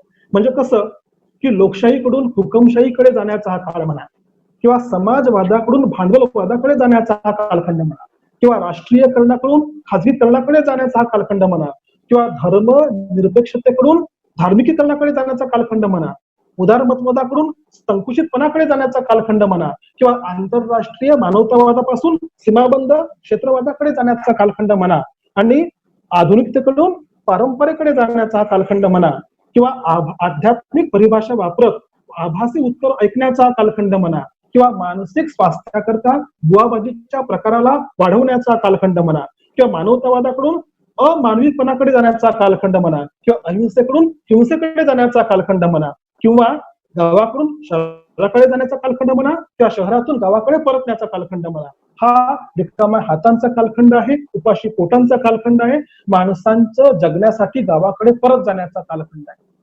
अशा प्रकारच्या एका अत्यंत क्रूर अशा कालखंडामध्ये आपण सामोरे जात चाललेलो आहोत. अशा कालखंडामध्ये आदिवासी साहित्य, दलित साहित्य, आंबेडकरी साहित्य, स्त्रीवादी साहित्य, भटक्यांचं साहित्य, आदिवासींचं साहित्य, मजुरांचं साहित्य यांची अवस्था कशी राहील याची आपण केवळ कल्पना करू शकतो. आणि शेवटच्या या 5 मिनिटांमध्ये ही माझी मांडणी अगदी आलेखाच्या रूपातून आटोपती घेतो. बंधूंनो, खरं तर या काळाबद्दल इतकं विस्तृत बोलण्याची गरज नाही आहे असं तुम्हाला वाटेल, कारण हा विषय मराठीचा आहे, तुम्हाला माहित आहे, मला माहित आहे. पण आपण ज्या काळाच्या टोकावर राहत आहोत तो कालखंड कसा विस्फोटाच्या आणि घसरणीच्या टप्प्यापर्यंत आलेला आहे ते सांगण्याकरता मला त्या कालखंडाचा हा विघातक, विनाशक, विद्रूप, अमंगल अशा प्रकारचा चेहरा तुमच्या पुढे मांडणं मला हे महत्वाचं वाटलं. शेवटी मी तुम्हाला एक सांगू इच्छितो, आपण लक्षात घ्या, मराठीमध्ये दर्पण पासून नव्या विचारांची परंपरा 6 जानेवारी 1832 मध्ये सुरू झालेली आहे. ही परंपरा 1873च्या कालखंडामध्ये महात्मा फुले गुलामगिरी सारख्या ग्रंथातून व्यक्त करतात आणि या देशाची गुलामगिरी कशा प्रकारची आहे ते सांगू इच्छितात. त्यापूर्वी 1848 ते 50च्या कालखंडामध्ये शतपत्रामधून लिखितवादींनी या देशातल्या समस्यांचं रूप लोकांसमोर मांडण्याचा प्रयत्न केला. पुढचा टप्पा जो आहे, महात्मा गांधीजी 1909 मध्ये हिंद स्वराज्य सारख्या एका पुस्तकाचं लेखन करतात आणि पुढे या देशाचं खरं रूप कशा प्रकारचं आहे ते पाहण्याकरता नामदार गोखले यांच्या सांगण्यानुसार 1915 ते 1916 या 1 वर्षाच्या कालखंडामध्ये संपूर्ण भारत देशाचं भ्रमण करतात. उद्देश काय आहे की भारताचं रूप समजून घ्यायचं. भारत हा कोणत्या वळणावर गेलाय, आपण जे म्हणतो ना खरा भारत हा खेड्यामध्ये आहे, तर खरा खेड्यामध्ये असलेला भारत कशा प्रकारचा आहे हे पाहण्याकरता गांधीजी 1915 ते 16 या कालखंडामध्ये देशाचं भ्रमण करतात आणि देशांचा खरा हा खेड्यापाड्यांचा चेहरा पाहू इच्छितात. 31 जानेवारी 1920 ला डॉक्टर बाबासाहेब आंबेडकर मूक नायक सारखं पाक्षिक निर्माण करतात आणि हा देश हा खेड्यापाड्याचा जरी देश असला तरी हा देश मुळामध्ये खेड्यापाड्यातल्या मूक नायकांचा देश आहे अशा प्रकारची भूमिका मांडतात. तर अशा प्रकारे पुढे मग स्वातंत्र्याचा कालखंड येतो. मला सांगायचे आहे की महात्मा गांधींचे जे तत्व होतं की खरा भारत हा खेड्यामध्ये आहे आणि जर आपल्याला या देशाला जगवायचं असेल तर खेड्याला समृद्ध करावं लागेल. त्याच कालखंडामध्ये आंबेडकर हे लोकांना सांगू इच्छितात की हा भारत जरी खेड्यामधला असला तरी भारतामधले 2 भारत मुळात तिथे आहेत. एक गावकुसा आतला भारत आहे, एक गावकुसाच्या बाहेरचा भारत आहे. गावकुसाच्या बाहेरचा भारत अभावग्रस्त आहे. बाबासाहेबांच्या सांगण्यावरून तिथे दलित लोक शहराकडे येतात, शहरात कामगार बनतात, काम करू लागतात, स्वतःच्या जीवनाला समृद्ध करू पाहतात. आपण महात्मा गांधीजी यांच्या कालखंडातला खरा भारत जो म्हटला होता ना, तो भारत पुढच्या स्वातंत्र्यानंतरच्या अलीकडच्या कालखंडामध्ये हळूहळू शहरात येत चाललेला. मला सांगायचे हे आहे की डॉक्टर बाबासाहेब आंबेडकर यांनी सांगितलेला गावकुसा बाहेरचा दलित वर्ग आणि गांधीजींच्या स्वप्नामधला गावकुसाच्या आतमधला अभावग्रस्त शेतकरी वर्ग, कामगारी वर्ग हे दोन्ही वर्ग आता एका पातळीवर आलेले आहेत. मला सांगायचे आहे की डॉक्टर आंबेडकरांचा मूक नायक आणि गांधीजींचा त्या काळातला जो नायक तो देखील आता हळूहळू मुका होत चाललेला आहे. म्हणजे एका अर्थाने आंबेडकरांच्या विचारांतील दलित, उपेक्षित हे एका लेवलवर पातळीवर आलेले आहेत आणि गांधीजींच्या दृष्टीतले ग्रामीण जे होते, जे अभावग्रस्त आहेत, कमी सधन आहेत, खालच्या उत्पन्न गटाचे आहेत, ते एका पातळीवर आलेले आहेत. तर अशा प्रकारे भारताचा चेहरा असा समस्यात्मक बनलेला आहे. सर झालं संपत आहे 20 सेकंद 20. अशा अत्यंत कठीण काळावर आपण उभे आहोत. तर या काळाच्या भूमिकेवर आपण साहित्याला समजून घ्यावं असं मी तुम्हाला विनंती करतो. फक्त हा टप्पा तुमच्या पुढे मांडलेला आहे. पुढचा टप्पा हा श्री विठ्ठल पूर्ण करतील. सर्वांना मनपूर्वक धन्यवाद, सर्वांचे आभार. धन्यवाद सर, धन्यवाद. अतिशय अभ्यासू आणि मार्मिक विवेचन. म्हणजे कोरोना वगैरे असा काही आपल्याकडे प्रकार नव्हता तोपर्यंत आपली चर्चा विषय हे जागतिकीकरणाच्या अनुषंगानं सगळं आकाराला आलेलं होतं. म्हणजे साहित्याविषयीची कुठली चर्चा करत असताना आपण जागतिकीकरणाचा उल्लेख करत होतो. त्याचं कारण असं होतं की जागतिकीकरणानं आपली सगळी सामाजिक क्षेत्र प्रभावित केलेली होती. सामाजिक असतील, राजकीय असतील, आर्थिक असतील,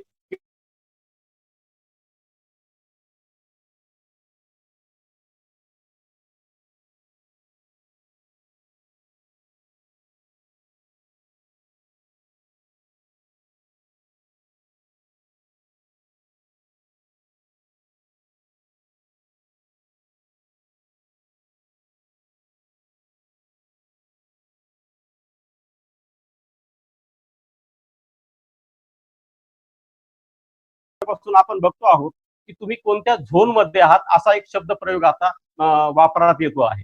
म्हणजे मी ग्रीन झोन मध्ये आहे, मी रेड झोन मध्ये आहे, मी ऑरेंज झोन मध्ये आहे, किंवा आज एक नवीनच शब्द आपल्या समोर आलेला आहे तो म्हणजे रेड झोन आणि नॉन रेड झोन. तर आता तुम्ही विदर्भातले आहात की मराठवाड्यातले आहात असं आता या पुढच्या काळात आपण विचारू असं मला वाटत नाही. तर आपण आता लेंडे सर तुम्ही रेड झोन मध्ये आहात की नॉन रेड झोन मध्ये आहात हे असं विचारण्याची शक्यता फार मोठी आहे. एक प्रादेशिक ओळख या काळानं आपली मिटवून टाकलेली आहे हे या निमित्तानं मी आपल्या समोर नोंदवू इच्छितो. शेवटी असं आहे किंवा कंटोनमेंट झोन वगैरे जे काही सगळं असेल ते, परंतु हे सगळं असं असलं तरी शेवटी या संक्रमणाचा मुकाबला करून आपल्याला नव्या काळाला सामोरं जायचं आहे हे आपण जरा लक्षात घेऊया. आता एक लक्षात घ्या की मी आधी जागतिकीकरणाचा मुद्दाम उल्लेख केला की जागतिकीकरणानं काय केलेलं होतं, तर जागतिकीकरणानं आपल्या एकूण आधी भौतिक अवकाशामध्ये एक फार मोठी खळबळ माजून टाकलेली होती. विशेषतः ज्यांचा जन्म हा 1990 पूर्वी झालेला आहे त्यांना जागतिकीकरणाच्या विषयी किंवा जो काही एक आपण तुलनात्मक विचार करतो तो आपण सहज करू शकतो. जागतिकीकरणानं एक गोष्ट केली की आपल्या सगळ्या पारंपरिक काळाचा, पारंपरिक आस्थेचा त्याने अंत करून टाकलेला होता. लक्षात घ्या, पारंपरिक काळाचा, पारंपरिक आस्थेचा जागतिकीकरणानं अंत करून टाकलेला होता आणि एक नवी मूल्य व्यवस्था मागच्या 2-3 दशकामध्ये आपल्याकडे आकाराला आलेली आहे हे आपल्या सहज लक्षात येऊ शकेल. आता 19व्या शतक, 20व्या शतक आणि 21व्या शतक अशी एक साधारणतः जर विभागणी आपण केली तर 19व्या शतक हे कशाचं शतक होतं, तर या काळामध्ये सौंदर्यवादी संवेदनशीलता मोठ्या प्रमाणात आपल्याला दिसते. 20व्या शतकामध्ये आधुनिकवादी संवेदनशीलता दिसते आणि खरं तर 21व्या शतकाची केवळ 20 वर्ष आपली जगून होत आहेत. 2च दशक आपली जगून झालेली आहेत. आणखी 80 वर्षाला आपल्याला सामोरं जायचं आहे. या काळाची चर्चा आपण पोस्ट मॉडर्न किंवा उत्तर आधुनिक असं करत होतो, पण ही उत्तर आधुनिकता आता पोस्ट किंवा आणखी पोस्ट असं काहीतरी करत जावं लागणार आहे. म्हणजे पुढच्या 80 वर्षामध्ये या शतकाचा चेहरा कशा पद्धतीनं बदलणार आहे हे आपल्याला काही सांगता येत नाही. आता एक लक्षात घ्या की तरीही ही सगळी संकट असली तरीही आपल्याला शेवटी या काळाशी ऍडजस्ट करावं लागणार आहे. या काळाशी आपल्याला जुळून घ्यावं लागणार आहे, कारण या काळानं आपलं संपूर्ण सांस्कृतिक विश्व, वाङ्मयीन विश्व हादरून गेलेलं आहे. एक लक्षात घ्या, खरं तर काल परवापर्यंत आपलं सगळं जगणं फार निकोप होतं, अत्यंत प्रवाही होतं किंवा अत्यंत नैसर्गिक होतं. परंतु एका अनाकलनीय, अकल्पित असं सगळं काही घडलं आणि सगळं आपलं थांबलेलं आहे. परंतु एक लक्षात घ्या की या काळामध्ये म्हणजे साधारणतः मागच्या वर्षातल्या काही महिन्यांपूर्वी चीनमध्ये जेव्हा या गोष्टीचा हाहाकार सुरू झाला त्यावेळी आपल्याकडे काय सुरू होतं, त्यावेळी आपल्याकडे सुरू होतं टिकटॉकवरचे व्हिडिओ. म्हणजे चीनचे लोक काय खातायत, ते कसे मूर्ख आहेत वगैरे वगैरे. म्हणजे तोपर्यंत आपल्याला गांभीर्य नव्हतं. खरं तर चीन हे आपलं शेजारी राष्ट्र आहे, त्याच्याकडून कधीही म्हणजे आता खरं तर असं एका जगामध्ये आपण सगळेजण राहत आहोत की ज्या जगामध्ये कुठलीही संवेदना जन्माला आली तर ती ज्या जगापुरती मर्यादित राहत नाही, ती अत्यंत वाऱ्याच्या वेगानं पसरते. हे सगळं माहीत असूनही आपण या सगळ्याकडे फारसं सुरुवातीच्या काळामध्ये गांभीर्यानं बघितलेलं नव्हतं. आणि जेव्हा असं लक्षात आलं की नाही आता हे आपल्याकडे सगळं पसरत चाललेलं आहे, मग त्यावेळी झालं असं की आपण 22 मार्चला माननीय पंतप्रधानांनी जनता कर्फ्यू घोषित केला. त्यानंतर मग पहिला लॉकडाऊन, त्यानंतर दुसरा लॉकडाऊन, तिसरा लॉकडाऊन, आता आपण 4थ्या लॉकडाऊन मध्ये आहोत आणि यानंतरही पुन्हा किती काळ असं जाणार आहे त्याच्याबद्दल एक अनिश्चित परिस्थिती आपल्या समोर आहे. म्हणजे एक साधारणतः बघा की मागच्या 2 महिन्यांपासून आपली दैनंदिनी बदललेली आहे. आपण स्थानबद्ध आहोत, म्हणजे आपलं सगळं जे काही विश्व आहे ते सगळं आता टीव्ही केंद्री किंवा मोबाईल केंद्री अशा पद्धतीचं झालेलं आहे. एक लक्षात घ्या की मानवी इतिहासामध्ये म्हणजे मी प्रारंभी जे म्हटलं ना की मानवी इतिहासामध्ये कोरोनाने एक फार मोठी इजा या काळाला केलेली आहे. कोविड-19 एक फार मोठी इजा या काळाला केलेली आहे आणि या कोरोनाचा आपल्या एकूणच जगण्यावर फार मोठा प्रभाव या पुढच्या काळामध्ये होण्याची एक मोठी शक्यता आहे. आता खरं तर अर्थकारण बिघडणार आहे किंवा काय होणार याविषयी आपल्याला बोलायचं नाही. आपल्याला बोलायचं आहे वाङ्मयीन काही एकूण नवीन आव्हानं मराठी साहित्यासमोर असणार आहेत, पण तरीही एक जगण्याची एक नवी जीवनशैली आकाराला येणार आहे हे आपल्याला आता मान्य करावं लागेल. म्हणजे तुमच्या चेहऱ्याला आता मास्क हवा आहे, तुम्ही तुमचे हात तुम्ही सॅनिटाईज केलेलेच हवे आहेत. सोशल डिस्टन्सिंग किंवा फिजिकल डिस्टन्सिंग हे नवे पैलू आपल्या जगण्याशी आता जोडले जाणार आहेत. अलीकडच्या काळामध्ये आपण बघतो की शिक्षण सगळं ऑनलाईन सुरू आहे. मोबाईलवर वेगवेगळ्या ऍपमध्ये मुलं डोकं फुटून बसलेली आहेत. टीव्हीवरही वेगवेगळ्या वाहिन्यांमध्ये शिक्षण सुरू आहे, वेगवेगळे पाठ शिकवले जात आहेत. एक महत्वाची गोष्ट या काळामध्ये अशी घडलेली आहे की मनोरंजनाच्या संकल्पना बदललेल्या आहेत. मनोरंजनाच्या सगळ्या संकल्पना बदललेल्या आहेत. म्हणजे आता चित्रपट थांबलेला आहे, नाटक थांबलेली आहेत, कुठे शूटिंग सुरू नाही, तमाशा सुरू नाही, पारंपरिक स्वरूपाची कीर्तन किंवा प्रवचनाची परंपरा खंडित झालेली आहे. विदर्भामध्ये जी झाडीबोलीमध्ये नाटकं होतात किंवा इकडे कोकणामध्ये जे खेळ किंवा दशावतार नावाचा प्रकार असतो ते सगळं थांबलेलं आहे. आणि हे सगळं थांबलेलं जग आता आपलं नव्या माध्यमाशी आपण जोडून घेतलेलं आहे. ही नवी माध्यमं कोणती आहेत? एकतर टीव्ही हा आपल्या जगण्याचा भाग होताच होता, परंतु आता युट्यूब असेल किंवा वेब सिरीज असेल किंवा नेटफ्लिक्स असेल किंवा हॉटस्पॉट असेल किंवा अमेझॉन प्राईम वगैरे असेल, ही सगळी नवी माध्यमं आपल्या जगण्याशी आता जोडली गेलेली आहेत. हा एक फार महत्वाचा बदल या काळाने घडलेला आहे. आणखी एक गोष्ट मी आपल्याला सांगेल की आपलं इथे निरीक्षण असू शकेल की व्हॉट्सअपच्या विविध ग्रुपमध्ये लोक आता हे विचारतायत की तुमच्याकडे जर अमुक तमुक पुस्तकाची पीडीएफ असेल तर ते मला पाठवा. लोक पुस्तकं मागत नाहीयेत, पुस्तकाची सॉफ्ट कॉपी मागतायत किंवा पुस्तकाची पीडीएफ मागतायत. मला असं वाटतं की ही वाचन संस्कृतीला सुद्धा एक नवं वळण देणारी ही घटना आहे. अलीकडच्या काळामध्ये अनेक ई जर्नल्स येत आहेत किंवा वर्तमानपत्राचाही चेहरा मोहरा सगळा बदललेला आहे. मुलं वेगवेगळ्या पद्धतीनं मोबाईलवर गेम खेळतायत. लेंडे सरांनी सांगितल्याप्रमाणे या काळातलं देव आणि प्रार्थना स्थळाचं सगळं अस्तित्व संपुष्टात आलेलं आहे. पण हे सगळं घडत असताना एक गोष्ट सुद्धा आपण लक्षात घ्यायला हवी की माणसाने आपल्या मनातला विद्वेषाचा कप्पा मात्र तोडलेला नाही, तो राखीव ठेवलेला आहे. की अमुक एखाद्या विशिष्ट समाजाला या काळामध्ये मोठ्या प्रमाणात टार्गेट केलं जात आहे. पालघरमध्ये जी घटना घडली ती फार भयावह अशी घटना होती. त्या 3 साधूंना ज्या पद्धतीनं मारण्यात आलं त्या घटनेचा मी मुद्दाम उल्लेख यासाठी करतो आहे की अशा एका मरणाच्या भयावह काळात सुद्धा माणूस इतका असंवेदनशील कसं काय वागू शकतो? जर तुम्ही ते व्हिडिओ पाहिलेले असतील वृद्ध साधूंना मारहाणीचे, तर मी तर नाही पाहू शकतो. म्हणजे इतकं ते सगळं भयावह होतं. म्हणजे हा जो एक मॉब लिचिंगचा प्रकार या नव्या काळामध्ये मराठीमध्ये देशामध्ये आकाराला येतो आहे, याच्याकडे मराठीतले लेखक कसं बघणार आहेत? कारण अद्याप तरी मला वाटतं की मॉब लिचिंगवर किंवा या तत्सम गोष्टींवर मराठी साहित्यामध्ये फारसं लिहिलं गेलेलं नाही. टीव्हीवर जी आपण मजुरांच्या स्थलांतराची दृश्य बघतो आहोत ती दृश्य आपल्याला अक्षरशः हादरून टाकणारी आहे. म्हणजे मला मुद्दाम या ठिकाणी आठवत आहे अशोक भटकरांची फार चांगली कादंबरी आहे 72 मैल या नावाची. ती आपण कदाचित वाचली असेल, नसेल वाचली तर त्यावर एक पुढच्या काळामध्ये सिनेमाही आलेला होता. आता अशोक भटकरांनी काय केलेलं होतं तर 72 मैलांचा म्हणजे 3 दिवसाचा प्रवास त्या राधाक्काचा त्या कादंबरीमध्ये वर्णन केलेलं होतं. ही कादंबरी वाचताना आपण अनेकदा अस्वस्थ होतो. आता माझा प्रश्न असा आहे की ज्या लोकांनी मुंबई पासून झारखंड पर्यंत, ज्या लोकांनी नागपूर पासून कुठेतरी रायपूर पर्यंत, ज्या लोकांनी नांदेड पासून कुठेतरी छत्तीसगड पर्यंत, बिहार पर्यंत, युपी पर्यंत पायी प्रवास केलेला आहे, सायकलवर प्रवास केलेला आहे किंवा टँकरमध्ये किंवा तत्सम साधनामध्ये बसून प्रवास केलेला आहे, अशा सगळ्या लोकांनी जर या समकाळाचं चित्र रेखाटायचं ठरवलं तर किती भीषण असं चित्र आपल्या समोर येणार आहे. मला असं वाटतं की या सगळ्या प्रश्नांकडे मराठी लेखकांनी अत्यंत संवेदनशीलतेने पाहण्याची गरज आहे. विस्थापितांचं दुःख हे केवळ भुकीशी निगडत नाही, हे लक्षात घ्या. म्हणजे एक लक्षात घ्या की ज्या महासत्तेची आपण चर्चा करतो आहोत मागच्या अनेक वर्षांपासून, याच महासत्तेतले हे सगळे विस्थापित आहेत, याच महासत्तेतले हे सगळे मजूर आहेत, ज्या मजुरांना आपण 2 महिने सुद्धा आपल्यामध्ये सामावून घेऊ शकलेलो नाहीत, हे वास्तव आहे. 2 महिने सुद्धा आपण सामावून घेऊ शकलो नाही की बाबा रे थांबा तुम्ही आणखी 2 महिने, कदाचित यातून आपण मुक्त होऊ. पण तसं घडलेलं नाही. मोठ्या मोठ्या उद्योजकांना त्यांना हाकलून दिलेलं आहे. तुम्ही तुमचं बघा, आम्ही आमचं बघू. ही एक अशी एक फार मोठी विदारक अशी स्थिती आपल्यासमोर निर्माण झाली आहे.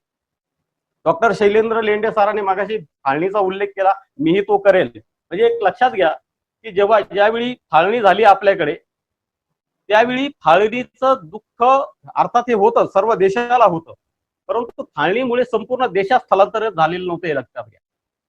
केवळ बॉर्डरवरची जी काही राज्य असतील, दिल्ली, पंजाब, हरियाणा किंवा या राज्यामध्ये मोठ्या प्रमाणामध्ये स्थलांतर घडलं, परंतु कोरोनामुळे संपूर्ण देशामध्ये स्थलांतर घडतंय.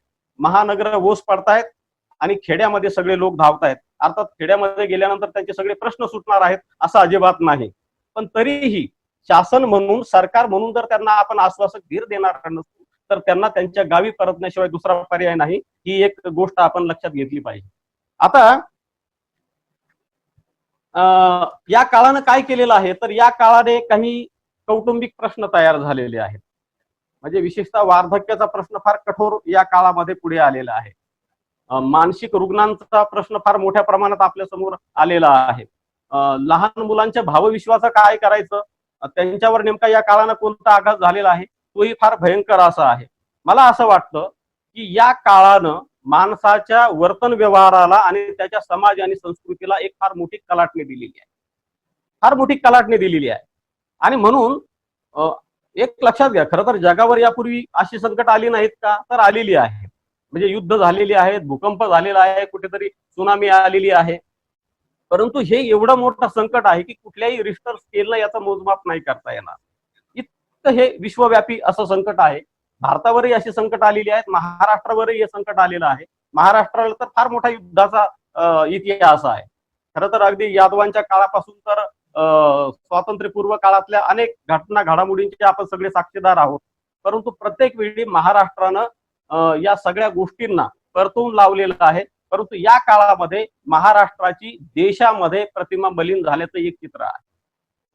जर आपण सगळे टीव्ही पाहत असू तर तुम्ही राष्ट्रीय आणि इंटरनॅशनल, राष्ट्रीय आणि आंतरराष्ट्रीय वाहिन्यांवर कुठली चर्चा सुरू असते तर महाराष्ट्राच्या विषयी सातत्यानं इथे वाढती रुग्णांची संख्या, महाराष्ट्राच्या सरकारविषयीचा एक नकारात्मक सूर आपल्याला पाहायला मिळतो आहे. मला असं वाटतं की हे सगळं महाराष्ट्राच्या या सगळ्या प्रदीर्घ वाटचालीमध्ये पहिल्यांदाच हे सगळं असं घडतं आहे. खरं तर महाराष्ट्राला एक फार मोठी विचार परंपरा आहे, एक फार मोठा सांस्कृतिक वारसा आहे. म्हणजे अगदी महात्मा देशमुख चक्र जर तुकाराम यांच्यापासून तर अगदी डॉक्टर बाबासाहेब आंबेडकर, गाडगे बाबा किंवा संत तुकडोजी महाराजांपर्यंत एक फार मोठा वैचारिक वारसा या महाराष्ट्राला आहे. ज्या वैचारिक परंपरेनं आपल्याला एकात्मतेचा एक फार मोठा शुद्ध आचरण शिकवलेला आहे या परंपरेनं. आणखी एका गोष्टीचा मी मुद्दाम उल्लेख करेल की महाराष्ट्राची वैचारिक परंपरा जितकी समृद्ध आहे तितकाच महाराष्ट्राचा इतिहास आणि भूगोल सुद्धा संपन्न आहे. म्हणजे वेरूळ अजिंठ्याच्या लेणी असतील किंवा सह्याद्रीच्या त्या सगळ्या पर्वतरांगा असतील, या गोष्टींचा मला उल्लेख यासाठी करायचा आहे की या पुढच्या काळामध्ये अशा स्थळांकडे पर्यटक फिरकणार नाहीत. या काळानं सर्वात मोठं आव्हान कोणतं निर्माण केलेलं आहे की ते पर्यटन थांबणार आहे. आणि पर्यटन ही अशी गोष्ट असते जी दोन संस्कृतीतला सांस्कृतिक अनुबंध उलगडून दाखवत असते. लक्षात घ्या, मी मुद्दाम सांगेल की मराठीमध्ये पहिलं जे प्रवास वर्णन आहे गोडसे भटजींचं, मला वाटतं त्यांनी काहीतरी 1907 साली ते प्रकाशित झालेले आहे त्यांच्या मृत्यूनंतर. आणि त्याची एक टॅगलाईनच होती खरं तर की 1857च्या उठावाची कहाणी अर्थात माझा प्रवास. मला सांगा की या सगळ्या काळानं पर्यटन थांबलेलं आहे, सांस्कृतिक आदान प्रदान थांबलेली आहे. अशा काळामध्ये पुढच्या काळामध्ये काही वर्ष, काही महिने तरी प्रवास वर्णनं लिहिली जाण्याची मुळीच शक्यता नाही. कारण पर्यटन ही अशी गोष्ट असते की ठरवून आपण करत असतो. परंतु आता या काळामध्ये इतकं भय आकाराला आलेलं आहे की आता कुठलं तरी बीच बघायला जावं, कुठला तरी मनोरा बघायला जावा, अशी परिस्थिती, निकोप परिस्थिती आपल्याकडे राहिलेली नाही. आणखी एक लक्षात घ्या की आपल्याला 1947 साला स्वातंत्र्य मिळालं देशाला. ही घटना आपल्या देशाच्या इतिहासातली फार महत्वाची घटना आहे. त्याचं कारण असं आहे की आपल्याकडे या निमित्तानं लोकशाही आली आणि भारताला संविधान मिळालं. संविधान ही या देशाच्या इतिहासातली अत्यंत एक महत्वाची घटना आहे. आता खरं तर स्वातंत्र्यपूर्व काळामध्ये असे प्रश्न देशापुढे नव्हते का जो आज निर्माण झालेला आहे की भुकेचा प्रश्न होता, दुष्काळाचा प्रश्न होता, बेरोजगारीचा प्रश्न होता. आजही आपण अशा एका अनसर्टन काळामध्ये आहोत, अनिश्चित काळामध्ये आहोत. पुढे काय होईल हे आपल्याला सांगता येत नाहीये. आता एक लक्षात घ्या की साधारणपणे 1818 पासून आपण आधुनिक मराठी साहित्याचा एक प्रारंभ मानतो. याचं कारण काय होतं तर त्या काळामध्ये अर्थातच आपल्याकडे ब्रिटिश आले, पण 1818लाच काही लिहिलं गेलेलं नाही, त्यासाठी काही वर्ष जावी लागलेली आहेत. पण त्या काळातल्या सगळ्या सामाजिक प्रश्नांचा काय म्हणूयात प्रश्नांचे पडसाद हे त्या काळातल्या वैचारिक लेखनातून मोठ्या प्रमाणात उमटलेले आहेत. म्हणजे जी काही सगळी टिळक, आगरकर, महात्मा फुले किंवा अगदी नंतर पुढे डॉक्टर बाबासाहेब आंबेडकर यांच्यापर्यंत या सगळ्या लेखकांच्या वैचारिक लेखनातनं त्या काळातल्या सामाजिक प्रश्नांना फार मोठ्या प्रमाणात त्यांनी वाचा फोडलेली आहे. म्हणजे या काळामध्ये महात्मा फुले यांचं नाव घेतल्याशिवाय तर आपल्याला पुढे जाता येणार नाही, की इतकं लोकोत्तर कार्य फुल्यांनी त्या काळामध्ये केलेलं आहे. मुद्दा असा आहे की युरोपीय विचारधारेमुळे आपल्याकडे एक नवी विचार प्रणाली आली, आपण विज्ञानाधिष्ठित बनलो, आपण विवेकी बनलो, आणि म्हणून त्या काळातल्या लेखकांनी या सगळ्या सामाजिक प्रश्नांना आता ऐरणीवर आणलेला आहे. मला आपलं लक्ष याकडे वेधायचं आहे की आता जागतिकीकरणाचा काळही संपत आलेला आहे. खरं तर तो कोरोनानं आता एक नवीनच काहीतरी एक विश्व आकाराला आणलेला आहे, पण आपले प्रश्न संपलेले नाहीयेत. या प्रश्नाला आपल्याला नीटपणे आता समजून घ्यावं लागणार आहे. स्वातंत्र्याच्या काळामध्ये, म्हणजे ज्या काळामध्ये 1900 स्वातंत्र्यपूर्व काळामध्ये महात्मा गांधींचं नेतृत्व देशामध्ये आकाराला आलं, आणि महात्मा गांधींच्या समोर काय तत्व होती महात्मा गांधींची, तर त्यांचं एक महत्वाचं होतं की उपोषण, सत्याग्रहावर त्यांचा विश्वास होता, अहिंसेवर त्यांचा विश्वास होता, आणि ही विचारधारा त्या काळातल्या लोकांना मान्य झालेली होती. आणि म्हणून महात्मा गांधी यांच्या विचारांचे अनेक अनुयायी त्या काळामध्ये निर्माण झाले. आणि आपल्याला हे माहिती आहे की भारतामध्ये पहिल्यांदा एखाद्या व्यक्तीच्या नावानं एखादा इझम आकाराला आलेला दिसेल, म्हणजे गांधीवाद ही तत्व प्रणाली म्हणून आपल्याकडे अस्तित्वात आली. लक्षात घ्या.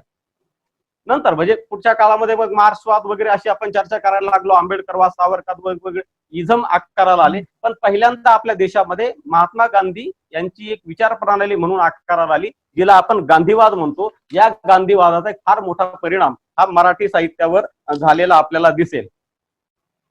पण असं असलं तरी स्वातंत्र्यपूर्व काळातल्या साहित्याचा एक प्रॉब्लेम होता. काय होतं की हे समकालीन संदर्भांपासून फार दूर होते हे सगळे लेखक. म्हणजे त्यांना त्या काळातल्या सामाजिक समस्यांपासून दूर होते, आणि थोडक्यात ते सगळं स्वप्नरंजनपर लेखन मोठ्या प्रमाणामध्ये या काळातले लेखक करत होते. पण ज्यावेळी भारताला स्वातंत्र्य मिळालं, स्वातंत्र्योत्तर काळामध्ये मात्र एक फार मोठ्या प्रमाणामध्ये साहित्याच्या क्षेत्रामध्ये आमूलाग्र बदल झाला. आणि त्याचं कारण होतं की डॉक्टर बाबासाहेब आंबेडकर यांचं एक अभूतपूर्व असं मानवमुक्तीचं आंदोलन. लक्षात घ्या, मला असं वाटतं की जगाच्या इतिहासातली ही एक अत्यंत महत्वाची घटना आहे, कारण डॉक्टर बाबासाहेब आंबेडकर यांच्यामुळे भारतीयांना एक नवीन आत्मभान मिळालं, एक नवीन दृष्टी मिळाली, आणि सर्वात महत्वाचं म्हणजे प्रस्थापित साहित्य व्यवहाराच्या विरोधाचा एक समूहाचा स्वर यामुळे आपल्याकडे येऊ शकला. आणि याच काळामध्ये नंतर मग आपल्याकडे अस्तित्ववाद आला. खरं तर 70च्या दशकामध्ये अस्तित्ववाद आला, तो युरोपातून आला, पश्चिमेकडून आला.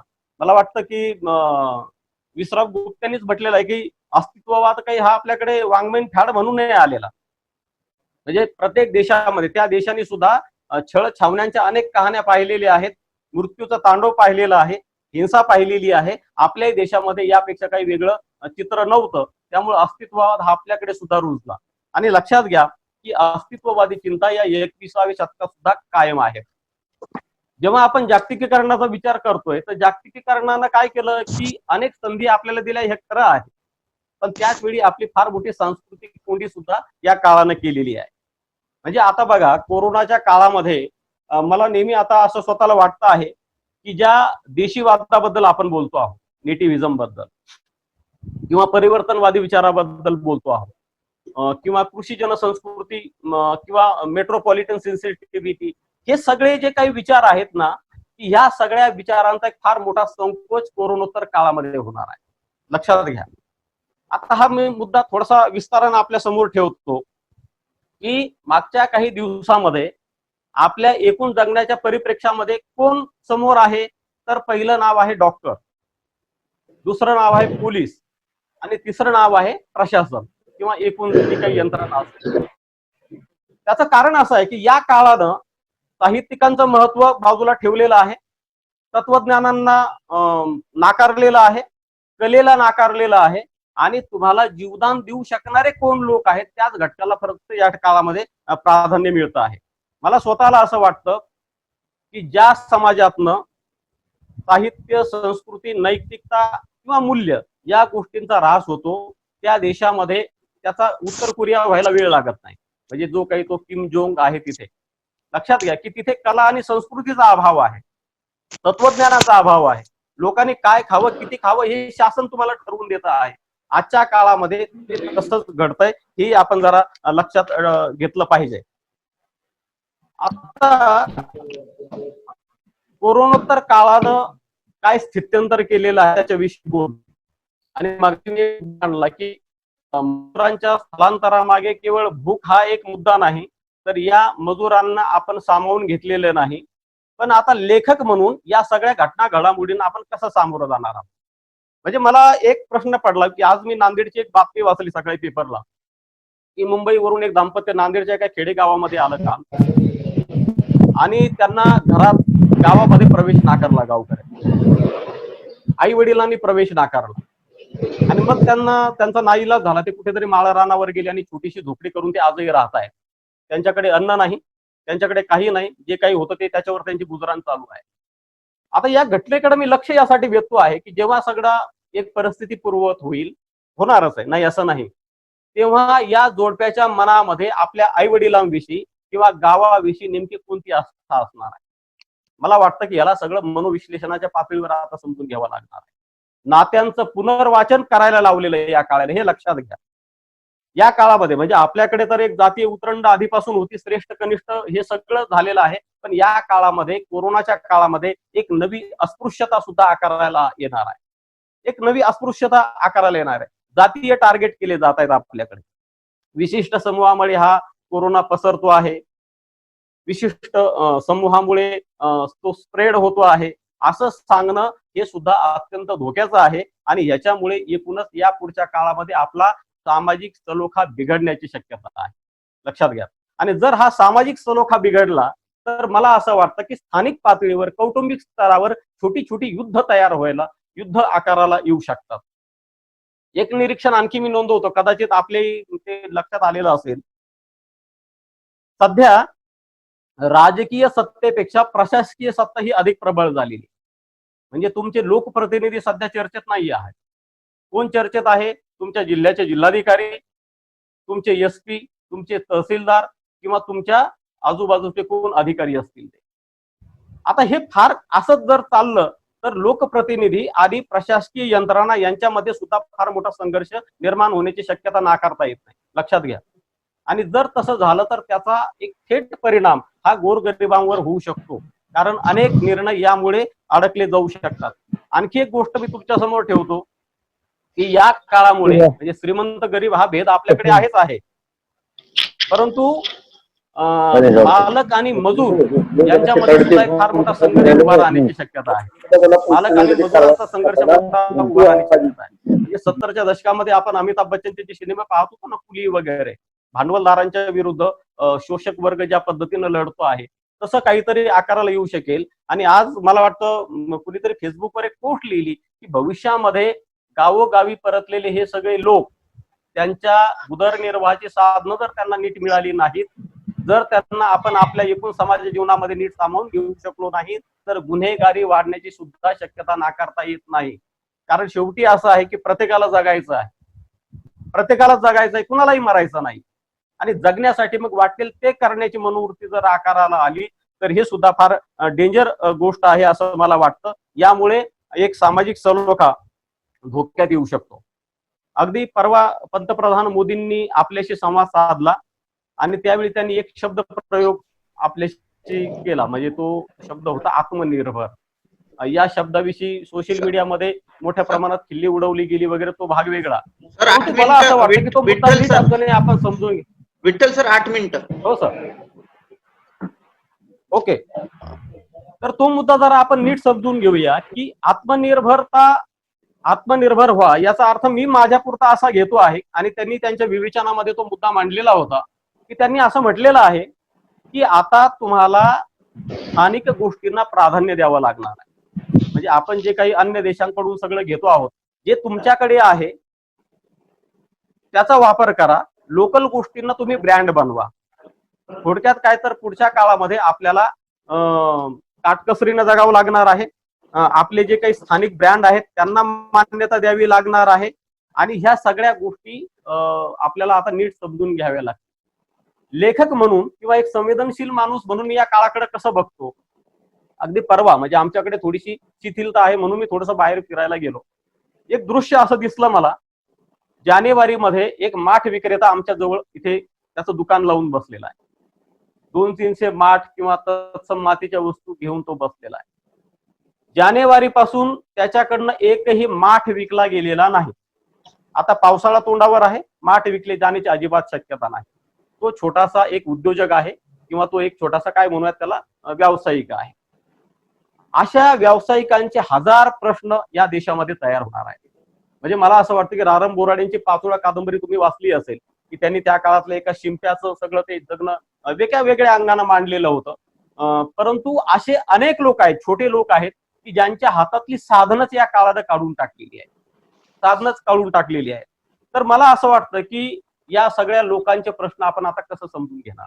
काळासमोरची ही सगळी नवी आव्हानं आहेत आणि म्हणजे मागच्या काही दिवसांमध्ये विशेषतः मध्यमवर्गीय आणि उच्च मध्यमवर्गीयामध्ये एक फॅड तयार झालेला आहे. एखादा माणूस दुपारी जेवत नसेल, पाणी पित नसेल तर सहज विचारला जातं काय दीक्षित का, म्हणजे दीक्षितला मी फॉलो करतो. हे एक चांगलं प्रतिष्ठेचं काहीतरी आपल्याकडे आकाराला आलेलं आहे. मला असं वाटतं की कोरोनोत्तर काळामध्ये मानसिक विकलांगता मोठ्या प्रमाणात वाढणार आहे. याची जाणीव आपल्याला आज होणार नाही, पण घराघरामध्ये वार्धक्याचे प्रश्न आहेत, लहान मुलांचे प्रश्न आहेत, विकलांगांचे प्रश्न आहेत, ज्यांच्याशी एक फार मोठा भेदभाव अनेक ठिकाणी होतो आहे. आणि अशा लोकांच्या समुपदेशनाची फार मोठी गरज या देशाला आणि जगाला पडणार आहे. मानसिक आघात या लोकांवर झालेला आहे. यांचं सगळं जगणं समजून घेणं ही सुद्धा आपली एक फार मोठी नैतिक गरज असणार आहे. आता खरं तर मला कळत नाही की शासनाला हे दारूचं का सुरू करावं वाटलं माहिती नाही. कारण एक तर सगळी पुरुष मंडळी घरी आहेत, त्यातही दारूची दुकानं उघडलेली आहेत. अनेक ठिकाणी कौटुंबिक हिंसा सुरू झालेली लक्षात घ्या. आणि हे फार भयावह चित्र आहे. लेखक म्हणून नाही तर विचारी माणूस म्हणून आपली ही जबाबदारी आहे की शासनाला हे विचारलं पाहिजे की बाबांना हे एवढी जीवनावश्यक गोष्ट आहे का. मी मागे एक मोठं एका वेब पोर्टलवर माननीय मुख्यमंत्र्यांना पत्र लिहिलं होतं. कदाचित आपण ते वाचलं असेल नसेल मला माहिती नाही, तर त्यामध्ये मी हा सगळा मुद्दा मी आपल्या समोर मांडलेला होता. शेवटी असं आहे की या काळामध्ये आणखी एक गोष्ट काय घडते की बहुतेक मुलं मनोरंजनाच्या नव्या साधनांशी त्यांनी जोडून घेतलेला आहे. हा मुद्दा जरा आपण लक्षात घेऊया. मगाशी मी याचा उजरता उल्लेख केलेला होता की अलीकडे ओव्हर द टॉप म्हणजे त्याला OTT असं म्हणतो आपण, अमेझॉन प्राईम असेल, हॉटस्पॉट असेल किंवा नेटफ्लिक्स असेल, या सगळ्या कंटेंट प्रोव्हायडर्सने भारतीय मनोरंजन क्षेत्रामध्ये शिरकाव केलेला आहे. मागच्या काही दिवसामध्ये तुम्ही टीव्हीवर जाहिरात पाहत असाल की सुष्मिता सेन किंवा ती रिंकू राजगुरूची एक हॉटस्पॉटवर सिरीज आहे, हॉटस्टारवर माफ करा, त्या सिरीजचा एक मोठ्या प्रमाणात प्रचार सुरू होतोय. याचा मी उल्लेख यासाठी करतोय की याच्यावर नाटक किंवा चित्रपटासारखी सेन्सॉरशिप नाही. लक्षात घ्या, हा मुद्दा यासाठी आहे. या वेब सिरीजवर कुठल्याही प्रकारचं नाटक किंवा चित्रपटासारखी सेन्सॉरशिप नाही. याचा अर्थ तिथे अत्यंत उघडपणे लैंगिक हिंसा आणि हिंसाचार दाखवला जातो आहे. आणि आपली अनेक मुलं या वेब सिरीज बघतायत. मला असं वाटतं की या सगळ्या मुलांना मराठी साहित्यानं आधार देण्याची गरज आहे. कारण त्यांच्या अभिरुचीच्या संकल्पना वेगळ्या आहेत. तुम्ही काहीतरी छावा वाचताय, पाचोळा वाचताय, त्यांच्या समोर अशी पुस्तकं आपण ठेवली तर ती फेकून देतील. आता त्यांच्या जगण्यातले लेखक वेगळे आहेत. त्यांना चेतन भगत आवडतो, त्यांना शोभा डे हवी आहे, त्यांना अरुंधती रॉय हवी आहे. मला असं वाटतं की मराठी लेखकांना या अर्थानं नव्या पिढीला समजून घेणं फार महत्वाचं आहे. टीन एजर्स नावाची जी पिढी आहे, एखादा श्रीरंजन आवटे आहे जो सिंगल मिंगल सारखी एखादी कादंबरी लिहितो आहे. आणखी एका गोष्टीचा मी उल्लेख करेल. मागे एक अहवाल आपल्याकडे आलेला होता की या लॉकडाऊनच्या काळामध्ये भारतामध्ये सर्वाधिक जास्त डाउनलोड काय झालेला आहे तर त्या पॉर्न व्हिडिओ डाउनलोड झालेले आहे. लक्षात घ्या, ही गोष्ट आपल्या लक्षात येत नाही, पण याचे अत्यंत दूरगामी परिणाम हे एकूण आपल्या सामाजिक जगण्यावर, आपल्या सांस्कृतिक जगण्यावर आणि आपल्या तथाकथित नैतिकतेवर पडणार आहे. आणि म्हणून मला असं वाटतं की ह्या सगळ्या प्रश्नांकडे अत्यंत समंजसपणे बघण्याची आता गरज आहे. एक लक्षात घ्या की विश्व ही काही स्थिर संकल्पना नाही, तिच्यामध्ये सतत बदल होत असतात. आपण असं समजूया की मला असं वाटतं की यापूर्वी 1889 साली आपल्याकडे भारतामध्ये प्लेग आलेला होता आणि त्यावेळी असं साथीच्या रोगामध्ये अनेकांचा मृत्यू झालेला होता. महर्षी रामजी शिंद्यांच्या लेखनात त्या आजाराचे अनेक संदर्भ येत आहेत. या पुढच्या लेखनामध्ये कोरोना केंद्रित लेखन फार मोठ्या प्रमाणात येण्याची शक्यता आहे. फेसबुकवर अनेक पोस्ट या संदर्भात येत आहेत. तर मला एवढं सांगायचं की काळ ही काही स्थिर गोष्ट नाही, ही अस्थिर गोष्ट आहे. आणि अस्थिर असल्यामुळेच काळ काय करत असतो की प्रत्येक वेळी एक नित्य रूप धारण करत असतो. मला असं वाटतं की परिवर्तनशीलता हीच समाजाला स्थितिशील ठेवत असते किंवा समाजाला नाविन्य प्रदान करत असते. या कोरोनानं मानसिक भावनिक आघात खूप आपल्यावर केलेले आहेत. आर्थिक आघात मोठ्या प्रमाणात होणार असला तरी या सगळ्या गोष्टीकडे आता अत्यंत सकारात्मकतेनं बघण्याची गरज आहे. या सगळ्या विस्थापित समूहांना आणि ज्यांच्यावर एक फार मोठा आघात झालेला आहे अशा लोकांना लेखकांनी नीट समजून घेतलं पाहिजे. काळाचं पुनर्वाचन त्याला करावं लागणार आहे. मनोविश्लेषणाच्या पातळीवर असेल, समाजशास्त्रीय अंगाने असेल किंवा आणखी कुठल्याही पद्धतीनं तुम्ही हा सगळा समाज समजून घेतला तरच तुम्हाला ही सगळी सुख दुःख नीटपणे मराठी साहित्यामध्ये मांडता येणार आहेत. अन्यथा सगळं रंजनवादी स्वप्नपर लेखकाला आता या पुढच्या काळामध्ये कुठलीही जागा मराठी साहित्यात असणार नाही. वास्तवापासून दूर जाऊन तुम्हाला लिहिता येणार नाही. आणि म्हणून असं म्हटलं जातं की कुठलाही लेखक कलावंत हा काळाचा सांस्कृतिक प्रवक्ता असतो.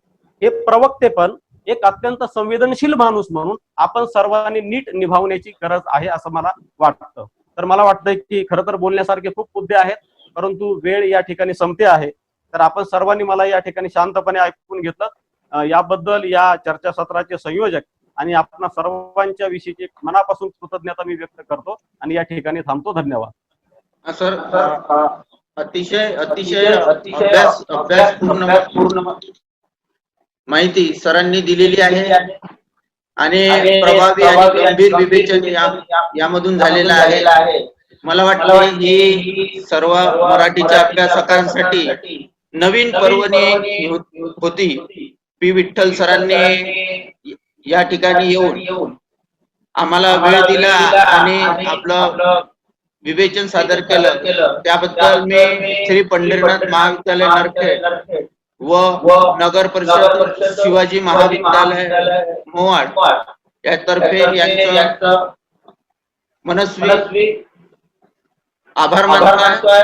डॉक्टर शैलेंद्र लेंडे सर आणि इतर महाविद्यालयाचे प्राचार्य डॉक्टर झिलपे सर, यानंतर आमच्या श्री पंढरीनाथ महाविद्यालयाचे प्राचार्य डॉक्टर जवंजाळ सर, त्याचप्रमाणे आमच्या श्री पंढरीनाथ महाविद्यालयातील विभाग प्रमुख डॉक्टर चिकाटे सर यांचे सुद्धा मी या ठिकाणी आभार मानतो. सर्व पार्टिसिपंट, अभ्यासू, लेखक जे या वेबिनार मध्ये सहभागी झाले आणि आम्हाला ती संधी दिली. यापुढेही अशीच वेबिनारचे आयोजन आम्ही आमच्यातर्फे करू.